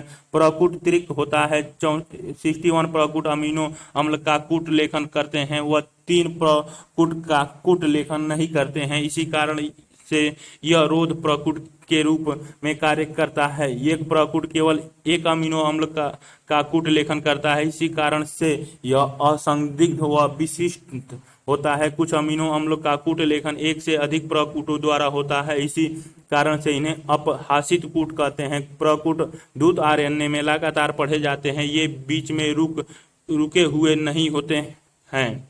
कूट लगभग सार्वभौमिक होते हैं, उदाहरणतः जीवाणु से मनुष्य में यू फेनिएलिन पीएचई फेनिलएलेनिन का कूट लेखन करता है। इस नियम के कुछ अपवाद हैं। सूचक कणिका प्रकूट व कुछ आदि जंतुओं प्रोटोजोआओं में मिलता है। एयूजी द्वारा कार्य करते हैं। यह मिथियोनिन का कूट लेखन करता है। यह एक प्रारंभक प्रकूट के रूप में कार्य करता है। यदि एक दूत आरएनए में निम्न न्यूक्लियोटाइड अनुक्रम है तो इनके द्वारा कूट लेखित अमीनो अम्ल के अनुक्रम की कल्पना करो। चेकर बोर्ड्स की सहायता से कीजिए। AUG triple U WC WC triple U WC. अब इसके विपरीत के बारे में बताओ। नीचे दिए गए दूत आरएनए द्वारा कूट लेखित अमीनो अम्ल के अनुक्रम है। आरएनए में न्यूक्लियोटाइड अनुक्रम का पता लगाओ। तालिका 6.1 विभिन्न अमीनो अम्ल के लिए कूट प्रथम स्थिति, द्वितीय स्थिति, तृतीय स्थिति यूसीएजी में दिए गए हैं। यू वाले में triple U PHE WC PHE WLU ईल्यू WG LEU UCG SER U double C SER UCA SER UCG SER UAG UAU TRY UAC TRY U double A stop UAG stop UGU CRYS UGY CYS UG A stop UGG TRP trap UGCG UCAG. C वाले में बना C triple U LEU C U C LEU C U A LEU C U G LEU double U C pro triple C pro double C A pro double C G pro C A U H I S C A U H I S C double A G L N C A G G L N C G U A R G C G C A R G C G A R G C double G A R G U C A G. A वाले में A W double L E A U C double L E A U A double L E A U G M E T A U C T H R A double C T H R A C A T H R A C G T H R double A U A S N double A C A S N double triple A L Y S double A G L Y S A G U H E R A G C H E R A G A R G A double G A G R U C A G. G वाले में जी W भी ए वाल जी U सी भी ए वाल भी A L ji A you भी A L G U G भी A L G U C A L A G C A L A G C A L A G C G A L A G U A S P G A C S P G A G L U G A G G L U GGU, GLY, GGC, GLY, GGA, GLY, GGG, triple G, GLY, UCA, G, MET, PHE, PHE, PHE, PHE, PHE। क्या आप इसका विपरीत पता लगाने में परेशानी महसूस करते हैं? क्यों? क्या आप अब आनुवंशिक कूट की दो विशेषताओं के बारे में सामंजस्य बिठा सकते हैं जिसके बारे में आप पढ़ चुके हैं? उत्परिवर्तन व आनुवंशिक कूट। जीन व डीएनए के बीच आपसी संबंध को उत्परिवर्तन द्वारा अच्छे ढंग से समझा जा सकता है। तुम उत्परिवर्तन और इसके प्रभाव के बारे में विस्तृत रूप से अध्याय 5 में पढ़ चुके हो। एक डीएनए के खंड से अधिक लोपन व पुनर्योजन के प्रभाव के बारे में आसानी से समझ सकते हो। इसके परिणाम स्वरूप जीन के कार्य की क्षति या वृद्धि होती है। बिंदु उत्परिवर्तन का एक प्रतिष्ठित उदाहरण बीटा ग्लोबिन श्रृंखला के जीन में एक क्षारीय में परिवर्तन के परिणाम स्वरूप अमीनो अम्ल अवशिष्ट ग्लूटामेटा में वैलिन में परिवर्तित होता है। इसके परिणाम स्वरूप होने वाले रोग को दात्र कोशिका सुरक्तता, सिकिल सेल एनीमिया कहते हैं। बिंदु उत्परिवर्तन के कारण संरचनात्मक जीन में एक क्षार के प्रवेश या विलोपन के बारे में नीचे दिए गए साधारण उदाहरण के द्वारा अच्छी तरह से समझ सकते हैं। इस कथन पर ध्यान दें जो निम्न शब्दों से बना है जिनमें 3 वर्ण अक्षर आनुवंशिक कूट की तरह मिलते हैं: RAM, HAS, RED, CAP। यदि HAS, RED बीच अक्षर बी को डाल दिया जाए तो कथन को पुनर्नियोजित किया जाए तो इस निम्नवत पढ़ा जाएगा: RM, HAS, BRE, DCAP।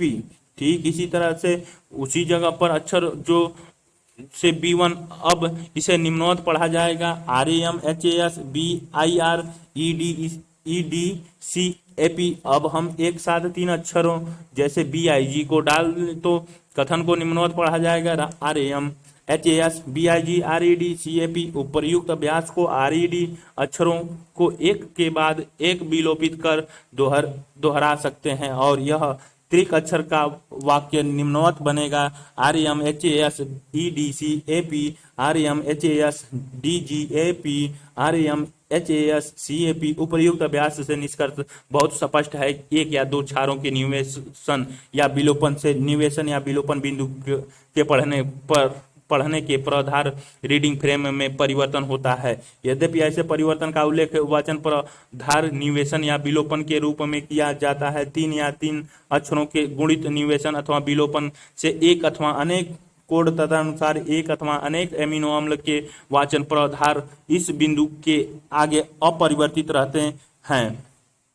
अंतराल आरएनए अनुकलन अणु कूट परिकलन के बहुत समय पहले से फ्रांसिस क्रिक के अनुसार कूट के पढ़ने व इसके अमीनो अम्ल से संबंध रखने वाली एक क्रिया विधि है। क्योंकि अमीनो अम्ल में कोई संरचनात्मक विशिष्टता नहीं होती है जिससे कि यह कूट को विशेष ढंग से पढ़ सके। इसके अनुसार एक अनुकूलतम अणु जो एक तरफ से कूट को पढ़ता है वह दूसरी तरफ इससे स्पष्ट अमीनो अम्ल जुड़ जाते हैं। अंतरण आरएनए जिसे विलेय आरएनए sRNA कहते हैं के बारे में जानकारी आनुवंशिक कूट से पहले थी। फिर भी अनुकूलन अणु के रूप में इसकी भूमिका के बारे में बाद में जानकारी मिली। अंतरण आरएनए में एक प्रतिप्रकुटन एंटीकोडन फंदा होता है जिसमें कूट के पूरक क्षार मिलते हैं। वह इसमें एक अमीनो अम्ल स्वीकार्य छोर होता है जिससे यह अमीनो अम्ल से जुड़ा जाता है। प्रत्येक अमीनो अम्ल के लिए विशिष्ट अंतरण आरएनए ट्रांसफर आरएनए होते हैं। चित्र 6.12 प्रारंभन हेतु दूसरे विशिष्ट अंतरण आरएनए होता है जिसे प्रारंभक अंतरण आरएनए कहते हैं। रोध प्रकुटन के लिए कोई अंतरण आरएनए नहीं होता। उपर्युक्त चित्र में अंतरण आरएनए की द्वितीयक संरचना दर्शाई गई है जो तियाक्लोरल की पत्ती जैसी दिखाई देती है। वास्तविक संरचना के अनुसार अंतरण आरएनए सघन अणु है जो उल्टे एल की तरह दिखाई देते हैं। चित्र 12.6.12 में टीआरएनए अनुकूलन अणु दिखाई गई है। ट्रांसफर आरएनए 5 ऊपर SER 3 ऊपर UCAAGU anticodon codon 5 5-TRY 3- transfer RNA, AUG UAC mRNA यानी मैसेंजर आरएनए 3- दिखाई गई है। चित्र 6.13 स्थानांतरण messenger RNA ribosome 5-CUCUC UGG GUCC GCA GUUAA UUCUAC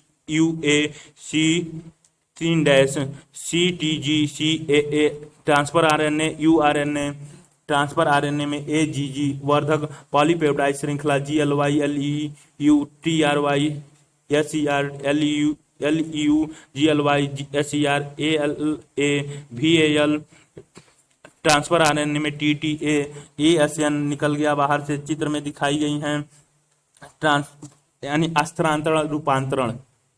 स्थानांतरण या रूपांतरण वह प्रक्रिया है जिसमें अमीनो अम्ल के बहुलक से पॉलीपेप्टाइड का निर्माण होता है। चित्र 6.13 अमीनो अम्ल के प्रक्रम व अनुक्रम दूत आरएनए में पाए जाने वाले क्षारों के अनुक्रम पर निर्भर करता है। अमीनो अम्ल पेप्टाइड बंध द्वारा जुड़े रहते हैं। पेप्टाइड बंध के निर्माण में ऊर्जा की आवश्यकता होती है। इस कारण से प्रथम प्रावस्था में अमीनो अम्ल स्वयं एटीपी की उपस्थिति में सक्रिय हो जाते हैं, वह सजातीय अंतरण आरएनए से जुड़ जाते हैं। इस प्रक्रिया को अधिक स्पष्ट रूप से अंतरण आरएनए का अवशोषीकरण या अंतरण आरएनए एमिनो एसिलेशन कहते हैं। इस तरह से अवशोषित दो अंतर आरएनए का एक दूसरे से काफी पास में आने से उनमें पेप्टाइड बंध का निर्माण होता है। उत्प्रेरक की उपस्थिति में पेप्टाइड बंध बनने की दर बढ़ जाती है। कोशिकीय कारखाना जो प्रोटीन संश्लेषण के लिए आवश्यक है यह राइबोसोम है। राइबोसोम संरचनात्मक आरएनए व लगभग 80 विभिन्न प्रोटीनों से मिलकर बना होता है। यदि अपनी निष्क्रिय अवस्था में दो उप एककों, एक बड़ी उप एकक व एक छोटी उपा एकक से मिलकर बना होता है। जब छोटा उप एकक दूत आरएनए में मिलता है तब दूत आरएनए का प्रोटीन में स्थानांतरण की प्रक्रिया शुरू हो जाती है। बड़े उप एकक में दो स्थल होते हैं जिससे बाद में अमीनो अम्ल जुड़कर एक दूसरे के काफी पास आ जाते हैं, जिससे पॉलीपेप्टाइड बंध बन जाता है। राइबोसोम पेप्टाइड बंध के निर्माण में उत्प्रेरक 23 राइबोसोमल आरएनए जीवाणु में एंजाइम राइबोजाइम का काम करता है। दूसरे दूत आरएनए में स्थानांतरण इकाई आरएनए का अनुरूप है जिसके किनारों पर प्रारंभ प्रकुट AUG स्टार्ट कोडन व रोध प्रकुटन स्टॉप कोडन मिलते हैं जो पॉलीपेप्टाइड का कूट लेखन करते हैं। दूत आरएनए में कुछ अतिरिक्त अनुक्रम होते हैं जो स्थानांतरित नहीं होते, उन्हें अस्थानांतरित स्थल अनट्रांसलेटेड रीजन्स UTR कहते हैं। UTR दोनों 5- किनारे आरंभिक प्रकुटन के पहले व 3- किनारा रोध प्रकुटन के बाद पर स्थित होता है। ये प्रारंभिक स्थानांतरण प्रक्रिया के लिए आवश्यक है। प्रारंभन हेतु राइबोसोम दूत आरएनए के प्रारंभ प्रकुट AUG से बदता है जिसकी पहचान प्रारंभ अंतरण आरएनए द्वारा की जाती है। राइबोसोम इसके बाद प्रोटीन संश्लेषण की दीर्घिकीकरण प्रावस्था की ओर बढ़ता है। इस अवस्था में एमिनो अम्ल अंतरण आरएनए से जुड़कर एक जटिल रचना का निर्माण करते हैं जो आगे चलकर अंतरण आरएनए के प्रति प्रकुट एंटीकोडन से पूरक क्षार युग्म बनाकर दूत आरएनए के उचित प्रकुटन से जुड़ जाते हैं। राइबोसोम दूत आरएनए के साथ एक प्रकुट से दूसरे प्रकुट की ओर जाता है। एक के बाद एक अमीनो अम्ल के जुड़ने से पॉलीपेप्टाइड अनुक्रमों का स्थानांतरण होता है जो डीएनए द्वारा निर्देशित व दूत आरएनए द्वारा निरूपित होते हैं। अंत में विमोचक कारक का रोध प्रकुटन से जुड़ने से स्थानांतरण प्रक्रिया का समापन हो जाता है व राइबोसोम से पूर्णतः पॉलीपेप्टाइड अलग हो जाते हैं। जीन अभिव्यक्ति का नियमन। जीन अभिव्यक्ति के नियमन का बहुत व्यापक अर्थ है जो विभिन्न स्तरों पर होती है। जीन अभिव्यक्ति के परिणाम स्वरूप पॉलीपेप्टाइड का निर्माण होता है जिसे कई स्तरों पर नियमित कर सकते हैं। सुकेंद्रिक के नियमन कई स्तर पर हो सकता है। क अनुलेखन स्तर प्रारंभिक अनुलेखन का निर्माण। ख संसाधन स्तर सबंधन का नियमन। ग दूत आरएनए का केंद्रक में कोशिका प्रवण में अभिगमन। ख स्थानांतरीय स्तर जीन कोशिका में अभिव्यक्ति होकर एक विशेष कार्य या एक निश्चित कार्य को संपन्न करते हैं। उदाहरणतः ई कोलाई में स्थित एंजाइम्स बीटा गैलेक्टोसाइडेज डाइसैकराइड्स लैक्टोज का जल अपघटन कर गैलेक्टोज व ग्लूकोज का निर्माण करते हैं, जिसे जीवाणु ऊर्जा के स्रोत के रूप में प्रयोग करते हैं। लैक्टोज जो जीवाणु के ऊर्जा स्रोत की अनुपस्थिति में बीटा गैलेक्टोसाइडेज एंजाइम का संश्लेषण नहीं होता है। इसी कारण जो साधारण शब्दों में कहा जाए तो यह एक उपापचय शरीर क्रियात्मक या वातावरण स्थिति है जो जीन की अभिव्यक्ति को नियमित करती है। एक भ्रूण का वयस्क जीव में विकास व विभेदन जीन के विभिन्न समूहों की अभिव्यक्ति समन्वित नियमन का परिणाम है। असीम केंद्रीय में जीन अभिव्यक्ति के नियंत्रण के लिए कुछ ऐसे प्रभावी स्थल होते हैं जो अनुलेखन प्रारंभन की दर को नियमन करते हैं। अनुलेखन इकाई में एक निश्चित उन्नयनक के साथ आरएनए पॉलीमेरिज्म की क्रियाशीलता अतिरिक्त प्रोटीन से पारस्परिक क्रिया द्वारा उसे नियमित होती है, जो प्रारंभक स्थल के पहचान में इसे सहयोग देते हैं। ये नियामक प्रोटीन सहयोगात्मक सक्रिय एक्टिवेटर या असहयोगात्मक दमनकारी रिस्पेरेसर दोनों रूप में कार्य कर सकते हैं। असीमित केंद्रीय डीएनए में उन्नयक स्थल की उपलब्धता प्रोटीन की विशेष अनुक्रमों, जिसमें प्रचालक ऑपरेटर कहते हैं, से अनुन्य क्रिया द्वारा नियमित होती रहती हैं। अधिकतर प्रचालकें ऑपरॉन में प्रचालक स्थल उन्नयनक भाग के पास में ही स्थित होता है और अधिकतर स्थिति में प्रचालक के अनुक्रम दमनकारी प्रोटीन से बंधे जाते हैं। प्रत्येक ऑपरॉन का अपना विशिष्ट प्रचालक वह दमनकारी रिप्रेसर होता है। उदाहरण के लैग प्रचालक केवल लैग प्रचालक LAC ऑपरेटर में मिलता है। यह विशेष रूप से लैग दमनकारी LAC रिप्रेसर से आपसी क्रिया करता है। लैग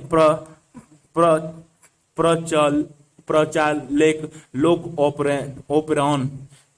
ऑपेरॉन के बारे में स्पष्ट जानकारी आनुवांशिक विज्ञान प्रोकवास जैकब व जैक रसायनविद जैक मोनार्ड के आपसी प्रयास से हो पाई है। उन्होंने पहली बार अनुलेखनीय नियमित तंत्र के बारे में बताया। लैग प्रचालक, यहाँ लैग का मतलब लैक्टोज है, में पॉलीसिट्रीटोनिक संरचनात्मक जीन का नियमन एक सामान्य उन्नयनक व नियामक जीन द्वारा होता है। इस तरह की व्यवस्था जीवाणुओं में बहुत सामान्य है। इसे प्रचालक ऑपरेरॉन कहते हैं। ऐसे कुछ उदाहरण हैं: लैग प्रचालक LAC ऑपरेटॉन, ट्रिप प्रचालक TRP ऑपरेरॉन, एटा प्रचालक ARN ऑपरेरॉन, हिच प्रचालक HIS ऑपरेरॉन व वेल प्रचालक BAL ऑपरेरॉन आदि। लैग प्रचालक एक नियामक gene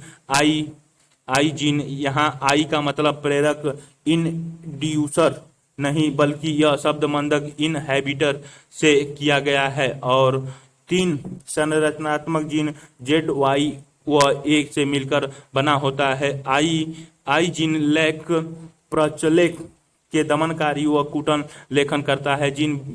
Z gene beta glycoside beta gal beta gel का कुटन लेखन करता है, जो डाइसैकराइड लैक्टोज के जल विघटन से PIPOZYA प्रेरक की अनुपस्थिति में दमनकारी mRNA प्रचालक क्षेत्र O में दमनकारी के बंधन से RNA पॉलीमेरिज्म द्वारा प्रचालक का अनुलेखन बाधित।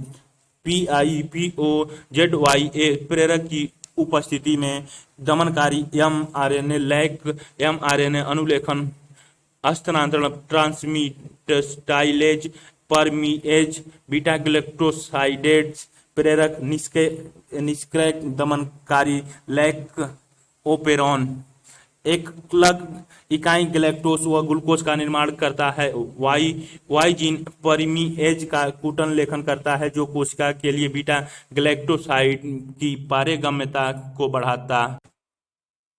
बढ़ता है। जीन ए द्वारा ट्रांसएसिटिलेज का कूट लेखन होता है। इस तरह से लैग चालेक के सभी तीनों जीन के उत्पादन लैक्टोज उपापचय के लिए आवश्यक हैं। दूसरे अन्य प्राचलोकों के प्राचलेक में उपस्थित जीन समान संबंधी उपापचयी पथ में एक साथ कार्य करते हैं। चित्र 6.14 लैक्टोज एंजाइम बीटा ग्लैक्टोसाइडेज के लिए क्रियाधार का काम करते हैं, जो प्राचलों की सक्रियता के आरंभ, आन या निष्क्रियता, समाप्ति आप को नियमित करता है। इसे प्रेरक कहते हैं।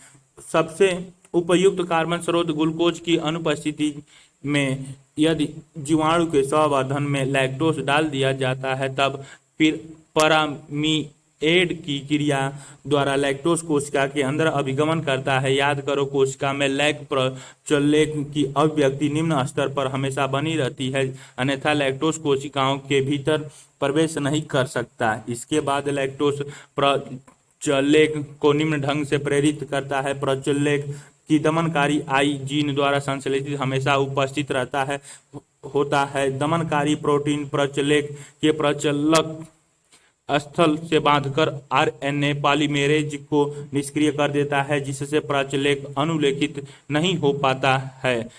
प्रेरक जैसे लैक्टोज या एलोलैक्टोज की उपस्थिति में दमनकारी प्रेरक से क्रियाधार निष्क्रिय हो जाता है। इसके फलस्वरूप आरएनए पॉलीमेरेज में उन्नायक से बंध कर अनुलेखन की शुरुआत करता है। चित्र 6.14 लैक प्रचलेक के नियमन को इसके क्रियाधार द्वारा एंजाइम्स के संश्लेषण के रूप में निरूपित किया जा सकता है। याद रखें, लैक प्रचलेक किए ग्लूकोज या ग्लैक्टोज प्रेरक के रूप में कार्य नहीं कर सकता। क्या तुम बता सकते हो कि लैक्टोज की उपस्थिति में कब तक लैक प्रचलेक अभिव्यक्त हो सकता है? दमनकारी द्वारा लैक प्रचलेक के नियमन को ऋणात्मक नियमन निगेटिव रेगुलेशंस कहते हैं। लैक प्रचलेक धनात्मक नियमन पॉजिटिव रेगुलेशन के नियंत्रण में भी होता है। इसीलिए इस स्तर पर इसके बारे में चर्चा नहीं की जाएगी। मानव जीनोम परियोजना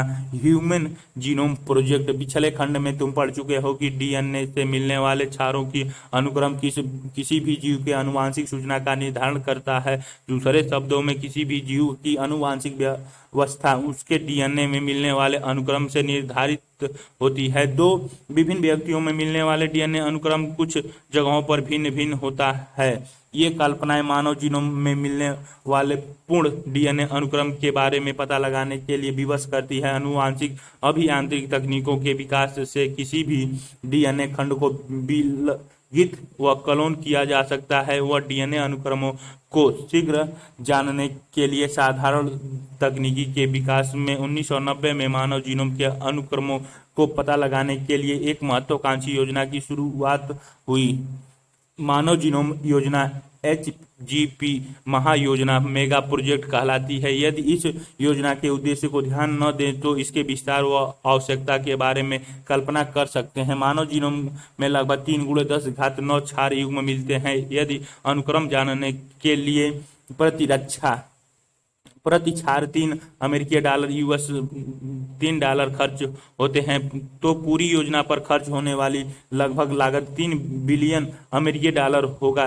प्राप्त अनुक्रमों की टंकणित रूप में किताब में संग्रहित किया जाए तो इसके प्रत्येक पृष्ठ पर 1000 अक्षर हो, तो इस प्रकार इस किताब के 1000 पृष्ठ होंगे। तब इस प्रकार से एक मानव कोशिका के डीएनए सूचनाओं को संकलित करने हेतु 3300 किताबों की आवश्यकता होगी। इस प्रकार बड़ी संख्या में आंकड़ों की प्राप्ति के लिए उच्च गतिकीय संग्रह साधन की आवश्यकता होगी, जिससे आंकड़े के संग्रह, विश्लेषण व पुनः उपयोग में सहायता मिलती है। HGP के बारे में जानकारी जीव विज्ञान के इस नए क्षेत्र का तेजी से विस्तार से संभव हो पाया है, जिसे जैव सूचना विज्ञान बायो इन्फॉर्मेटिक्स कहते हैं। HGP के लक्ष्य मानव डीएनए में मिलने वाले HGP के कुछ महत्वपूर्ण लक्ष्य निम्नलिखित हैं। लगभग 20,000 से 25,000 सभी जीनों के बारे में पता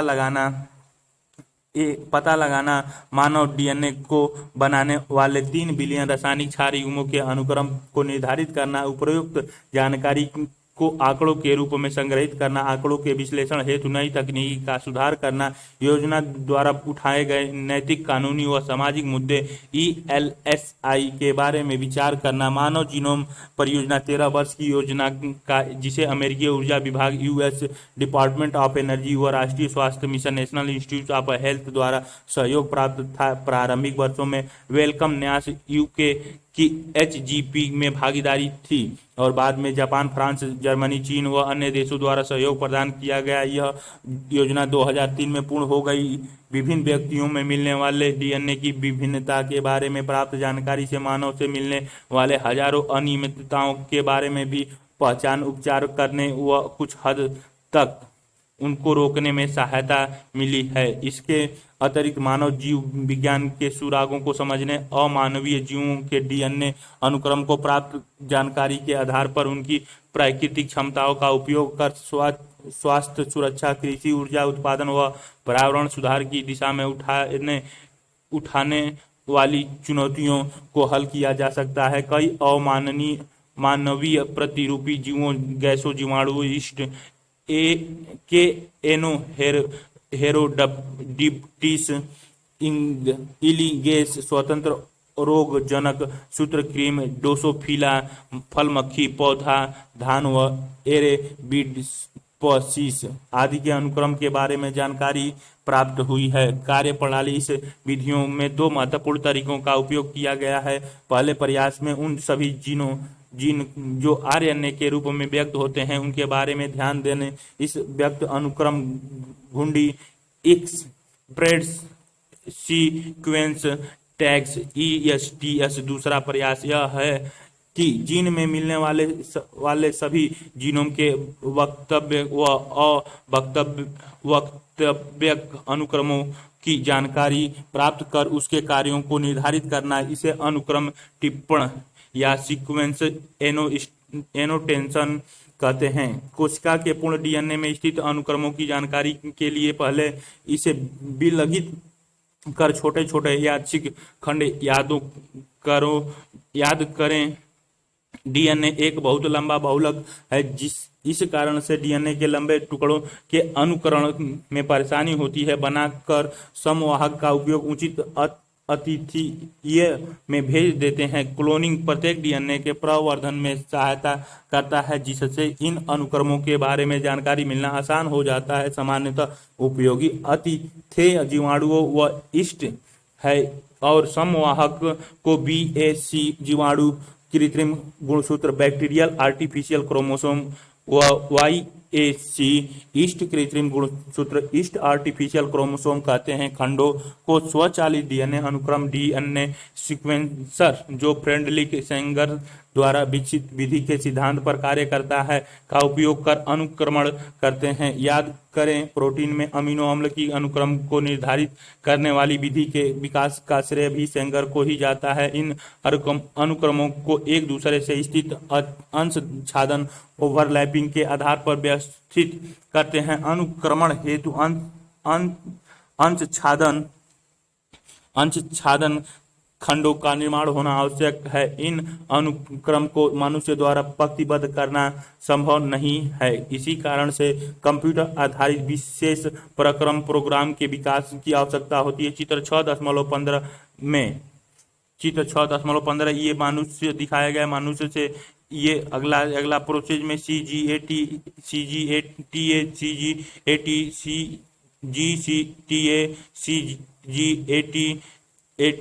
GCTA मानव जीनोम परियोजना का निरूपक कंप्यूटर्स में TGTAC और GTAC दिखाई गई है। बाद में इन अनुक्रमों का टिप्पणी कर प्रत्येक गुणसूत्र के साथ निर्धारित किया गया है। गुणसूत्र एक का अनुक्रम में मई 2006 यह मानव के 24 गुणसूत्रों में अंतिम था। 22 3 लिंग गुणसूत्र और X तथा Y के अनुक्रमण की आवश्यकता है। दूसरा चुनौतीपूर्ण कार्य जीनोम का आनुवांशिक व भौतिक नक्शे तैयार करना था। बहुरूपीय प्रतिबंधन एंडोन्यूक्लिएज पहचान स्थल व दोहराए गए DNA के अनुक्रम, जिसे सूक्ष्म अनसंगीय सैटेलाइट दोहराए गए डीएनए अनुक्रमों में बहुरूपीय की उपयोगिता के बारे में अगले खंड डीएनए फिंगरप्रिंटिंग में पढ़ेंगे। कहते हैं मानव जीनोम की मुख्य विशेषताएं। मानव जीनोम परियोजना से प्राप्त विशेष परीक्षण निम्नवत है। मानव जीनोम 3164.7 करोड़ क्षार युग्म मिलते हैं। औसतन प्रत्येक जीन में 3000 क्षार स्थित होते हैं, जिनके आकार में अधिक भिन्नताएं हैं। मानव या मनुष्य की ज्ञात सबसे बड़ी जीन डिस्ट्रोफिन में 2.4 करोड़ क्षार मिले हैं। जीन की संख्या 30,000 है, जो पहले की अनुमानित संख्या 80,000 से 1,40,000 से काफी कम है। लगभग सभी 99.9% लोगों में मिलने न्यूक्लियोटाइड्स क्षार एक समान हैं। खोजी गई 50% से अधिक जीन के कार्य के बारे में जानकारी प्राप्त है। 2% से कम जीनोम प्रोटीन का कूट लेखन करते हैं। मानव जीनोम के बहुत बड़े भाग का निर्माण पुनरावृत्ति अनुक्रम द्वारा होता है। पुनरावृत्ति अनुक्रम डीएनए के फैले हुए भाग हैं, जिनकी कभी कभी 100 से हजारों बार पुनरावृत्ति होती है, जिनके बारे में यह विचार है कि इनका सीधा कूट लेखन में कोई कार्य नहीं है, लेकिन इनसे गुणसूत्र की संरचना, गतिकीय व विकास के बारे में जानकारी प्राप्त होती है। गुणसूत्र एक में सर्वाधिक जीन 2968 वाई गुणसूत्र में सबसे कम जीन 231 मिलते हैं। वैज्ञानिकों ने मानव में लगभग 1.4 करोड़ जगहों पर अलग 11 क्षार SNP एकल न्यूक्लियोटाइड बहुरूपता सिंगल न्यूक्लियोटाइड पॉलीमॉर्फिज्म, जिसे स्निप्स कहा जाता है, का पता लगाया है। उपरोक्त जानकारी से गुणसूत्रों में उन जगहों जो रोग आधारित अनुक्रम मानव इतिहास का पता लगाने में सहायक हैं के बारे में जानकारी एकत्र करने में काफी सहयोग प्रदान किया है। उपयोग व भविष्य की चुनौतियां। डीएनए अनुक्रम से प्राप्त सार्थक जानकारी व शोध से आने वाले दशकों में जैविक तंत्र को समझने में काफी सहूलियत रही। इस बृहत कार्य को पूर्ण करने में विश्व के सार्वजनिक व असार्वजनिक क्षेत्रों में कई हजार विभिन्न क्षेत्रों में विशेषज्ञों व रचनाकारों का योगदान रहा।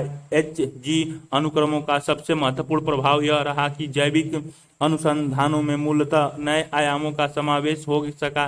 पहले शोधकर्ता एक समय पर या कुछ जीन के बारे में ही अध्ययन कर पाते हैं। पूर्ण जीनोम अनुक्रम व नई तकनीकों के आधार पर अभी काफी व्यापक स्तर व व्यवस्थित तरीके से उठने वाले प्रश्नों को हल करने में सहायता मिली है। इनसे जीनोम में मिलने वाले सभी जीन के बारे में अध्ययन किया जा सकता है। उदाहरणतः विशेष ऊतकों का या अंग या अर्बुद में मिलने वाले आपसी अनुलेखों व हजारों जीन व प्रोटीन आपस में जुड़े हुए तार की तरह कैसे कार्य करते हैं। इनसे प्राप्त जानकारी से जीवन के रसायन को वांछनीय बनाने में उपयोगी रहा। डीएनए अंगुली छापी डीएनए फिंगरप्रिंटिंग। पिछले खंड में यह बताया गया कि मनुष्यों में मिलने वाले क्षार अनुक्रम लगभग 99.9% समान होते हैं, यह मानते हुए कि मानव जीनोम में 3 × 10⁹ क्षार युग्म हैं। जो कितने क्षार अनुक्रमों में अंतर है। डीएनए के अनुक्रम में मिलने वाले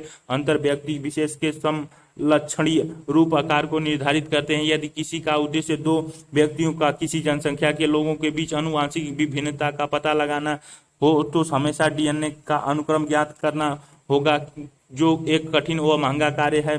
कल्पना करो कि 3 × 10⁶ क्षार के बीच तुलना की है। 2 व्यक्तियों के डीएनए अनुक्रमों के बीच तुलना करने हेतु डीएनए उंगली छापी एक त्वरित विधि है। डीएनए उंगली छपी में डीएनए अनुक्रम में स्थित कुछ विशिष्ट जगहों के बीच विभिन्नता का पता लगाते हैं।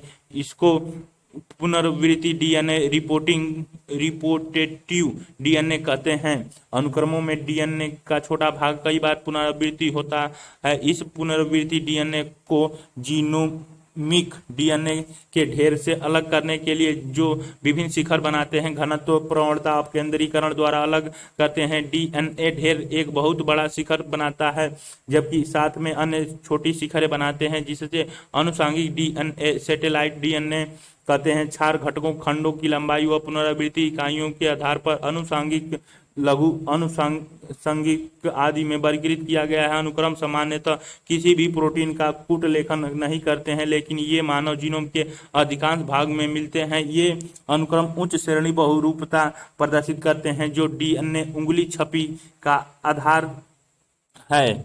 किसी भी व्यक्ति के विभिन्न ऊतकों जैसे खून, बाल, पुटक, त्वचा, हड्डी, लार, शुक्राणु आदि से प्राप्त डीएनए में एक सामान्य बहुरूपता मिलती है, जो न्यायालयीन उपयोग में एक पहचान औजार के रूप में उपयोगी है। चूंकि बहुरूपता जनक से बच्चों की ओर वंशागत होती है, इसीलिए डीएनए उंगली छपी विवाद की स्थिति में पैतृत्व परीक्षण में सहायक है। डीएनए अनुक्रम में मिलने वाली बहुरूपता के साथ साथ डीएनए उंगली छापी मानव जीनोम के आनुवांशिक नक्शे तैयार करने में लाभदायक है। साधारणतः तौर पर हमें यह समझ लेना चाहिए कि डीएनए बहुरूपता क्या है। बहुरूपता आनुवांशिक आधार पर विभिन्नता उत्परिवर्तन के कारण ही उत्पन्न होता है। आप अध्याय 5 व इस अध्याय के पिछले खंडों में उत्परिवर्तन के विभिन्न प्रकार व उनके प्रभाव के बारे में पढ़ चुके हैं। किसी व्यक्ति में नए उत्परिवर्तन उसकी कायिकी कोशिकाओं या जनन कोशिकाओं, लैंगिक प्रजनन करने वाले जीवों उस कोशिका से युग्मक बनाते हैं में पैदा होता है। यदि जनन कोशिका उत्परिवर्तन किसी व्यक्ति को संतानोत्पत्ति क्षमता को गंभीर रूप से प्रभावित नहीं करते तो यह उत्परिवर्तन स्थानांतरित होता है, जिससे जनसंख्या के दूसरे सदस्य लैंगिक प्रजनन द्वारा में यह फैल जाता है। विकल्पीय पुनः अध्याय 5 से विकल्पी की परिभाषा याद करो। अनुक्रम विभिन्नता, जिसे परंपरागत रूप से डीएनए बहुरूपता कहते हैं, मानव जनसंख्या में 0.01 से अधिक आवृत्ति में एक बी स्थल में असंगति मिलने से होती है। साधारण तौर से यदि एक वंशागत उत्परिवर्तन जनसंख्या में उच्च आवृत्ति से मिलता है तो इसे डीएनए बहुरूपता कहते हैं। उपरोक्त विभिन्नता की संभावनाएं व्यक्तिक डीएनए अनुक्रम में ज्यादा होती हैं। वह इन अनुक्रमों में होने वाली उत्परिवर्तन व्यक्ति की प्रजनन क्षमता को प्रभावित नहीं कर पाता है। इसी तरह के उत्परिवर्तन एक पीढ़ी से दूसरी पीढ़ी में एकत्रित होते रहते हैं, जिसके फलस्वरूप विभिन्नता बहुरूपता उत्पन्न होती है। बहुरूपता विभिन्न प्रकार की होती है, जिसमें एक न्यूक्लियोटाइड में या विस्तृत रूप से परिवर्तन होता है। विकास व जाति उद्भवन में उपर्युक्त बहुरूपता की बहुत बड़ी भूमिका होती है, जिसके बारे में आप उच्च कक्षाओं में विस्तृत रूप से पढ़ेंगे। डीएनए उंगली छापी तकनीकी का प्रारंभिक विकास एलेक जेफरीज द्वारा किया गया। इन्होंने अनुषंगिक डीएनए को प्रोब के रूप में उपयोग किया, जिससे काफी बहुरूपता मिलती है। इसे अनुबद्ध पुनरावर्तक की विभिन्न संख्या, variable number of tandem repeat BNTR के रूप में जानते हैं। तकनीकी जैसे पहले उपयोग किया जा चुका है वह सर्दन ब्लॉट हाइब्रिडाइजेशन है, जिसमें विकिरण चिन्हित BNTRM प्रोब के रूप में प्रयोग किया जाता है। इसमें शामिल है डीएनए का विलग्न प्रतिबंधन, एंडोन्यूक्लिएज द्वारा डीएनए का पाचन, इलेक्ट्रोफोरेंसिस द्वारा डीएनए खंडों का पृथक्करण, पृथक्कृत डीएनए खंडों का संश्लेषण झिल्ली जैसे नाइट्रोसेलुलोज या नाइलॉन पर हस्तांतरण, ब्लॉटिंग चिन्हित BNTR प्रोब का उपयोग करते हुए संकरण व स्व-विकिरणीय चित्रण द्वारा संकरित डीएनए खंडों का पता लगाना। डीएनए उंगली छपी चित्रीय प्रदर्शन चित्र 6.16 में दिखाई गया है। पितृक गुणसूत्र, मात्रक गुणसूत्र, गुणसूत्र 7, गुणसूत्र 7, गुणसूत्र 2, गुणसूत्र 2, गुणसूत्र 16, गुणसूत्र 16, व्यक्तिगत ए से प्राप्त डीएनए, व्यक्तिगत बी से प्राप्त डीएनए। छोटे अनुबद्ध पुनरावर्तन की संख्या ABC गुणसूत्र 0 से 11, गुणसूत्र 7, गुणसूत्र 2, गुणसूत्र 16, अपराध दृश्य C से डीएनए पुनरावर्तित आकार के आधार पर जेल में पृथक्कृत जो डीएनए उंगली छाप बनाते हैं 1 2 3 4 5 6 7 8 9 10 11 12 छोटे अनुबंध पुनरावर्तक की संख्या। कुछ निधि गुणसूत्र में डीएनए उंगली छपी का चित्रात्मक प्रदर्शन, जिनमें बीएनटीआर के विभिन्न प्रतिरूपी संख्या दर्शाए गए हैं। समझने हेतु विभिन्न रंग योजन का उपयोग जेल में स्थित प्रत्येक पट्टी के उद्गम का पता लगाने में किया गया है। एक गुणसूत्र के दो एलील्स, पृथक व मातृत्व में वीएनटीआर के विभिन्न प्रतिरूप संख्या स्थित है। आपराधिक पृष्ठभूमि यह साबित होता है कि डीएनए के पट्टीदार नमूने व्यक्तिगत बी से मिलता जुलता है। वीएनटीआर अनुषांगिक डीएनए की श्रेणी से संबंधित है, इसलिए इसे लघु अनुषांगिक कहते हैं। इसमें एक छोटा डीएनए अनुक्रम बहुरूपीय संख्या में अनुबंधीय व्यवस्थित होता है। किसी व्यक्ति के एक गुणसूत्र से दूसरे गुणसूत्र की रूपीय संख्या में विभिन्नता मिलती है। पुनरावृत्तों की संख्या में बहुत उच्च श्रेणी की बहुरूपता मिलती है, जिसके फलस्वरूप बीएनटीआर के आकार परिवर्तित होते रहते हैं। इनके आकार 0.1 से 20 किलो बेस के होते हैं। बीएनटीआर प्रोब से संकरण के फलस्वरूप प्राप्त स्व-विकिरण चित्र में विभिन्न आकार की पट्टियां दिखाई पड़ती हैं। ये पट्टियां किसी व्यक्ति के डीएनए के विशिष्ट प्रारूप को व्यक्त करती हैं। चित्र 6.16 ये पट्टियां एक युग्मज समरूपीय जुड़वा को छोड़कर किसी भी जनसंख्या के एक व्यक्ति से दूसरे व्यक्ति में भिन्न होती हैं। चित्र 6.16 पॉलीमेरेज श्रृंखला अभिक्रिया का उपयोग कर तकनीकी की संवेदनशीलता को बढ़ा सकते हैं। पीसीआर के बारे में तुम अध्याय 11 में पढ़ोगे, जिसके फलस्वरूप किसी भी एक कोशिकीय से प्राप्त डीएनए से प्राप्त डीएनए उंगली छपी विश्लेषण किया जा सकता है। न्यायालयीन विज्ञापनों में उपयोग के अतिरिक्त इसका बहुत अधिक उपयोग है, जैसे जनसंख्या व आनुवंशिक विभिन्नता के निर्धारण में। वर्तमान समय में कई प्रकार के संपरीक्षक का उपयोग डीएनए उंगली छपी बनाने में किया जा रहा है। सारांश: न्यूक्लिक अम्ल न्यूक्लियोटाइड एक लंबा बहुलक है। डीएनए आनुवंशिक सूचनाओं को संग्रहित करने, जबकि आरएनए मुख्यतः सूचनाओं के स्थानांतरण व अभिव्यक्ति में सहायता करते हैं। डीएनए व आरएनए दो आनुवंशिक पदार्थों के रूप में कार्य करते हैं, लेकिन डीएनए रासायनिक व संरचनात्मक अधिक स्थिर होने से उपयुक्त आनुवंशिक पदार्थ है। फिर भी आरएनए सबसे पहले विकसित हुआ, जबकि डीएनए आरएनए से प्राप्त होता हुआ डीएनए के द्विश्रृंखला कुंडली संरचना की विशिष्टता उसके विपरीत रज्जुकों के बीच उपस्थित हाइड्रोजन बंध है। नियमन के अनुसार एडेनिन थाइमिन 2 हाइड्रोजन बंध द्वारा जुड़ा होता है, जबकि ग्वानिन और साइटोसिन 3 हाइड्रोजन बंधों द्वारा जुड़े होते हैं। इसमें एक रज्जुक दूसरे के पूरक होते हैं। डीएनए की प्रतिकृति सेम कंजर्वेटिव ढंग से होती है, जबकि यह प्रक्रम पूरे हाइड्रोजन बंध द्वारा निर्देशित होते हैं। साधारण ढंग से कहा जाए तो डीएनए का यह खंड जो आरएनए का कूटलेखन करता है उसे जीन कहते हैं। अनुलेखन के दौरान डीएनए का एक रज्जुक टेम्पलेट्स के रूप में कार्य करता है, जो पूरक आरएनए के संश्लेषण को दूत आरएनए को सक्रिय करता हुआ स्थानांतरित हो जाता है। जीवाणुओं में अनुलेखित एमआरएनए क्रियात्मक होता है, अतः वह सीधे ही हो जाता है। सुकेंद्रित में जीन विखंडित होते हैं।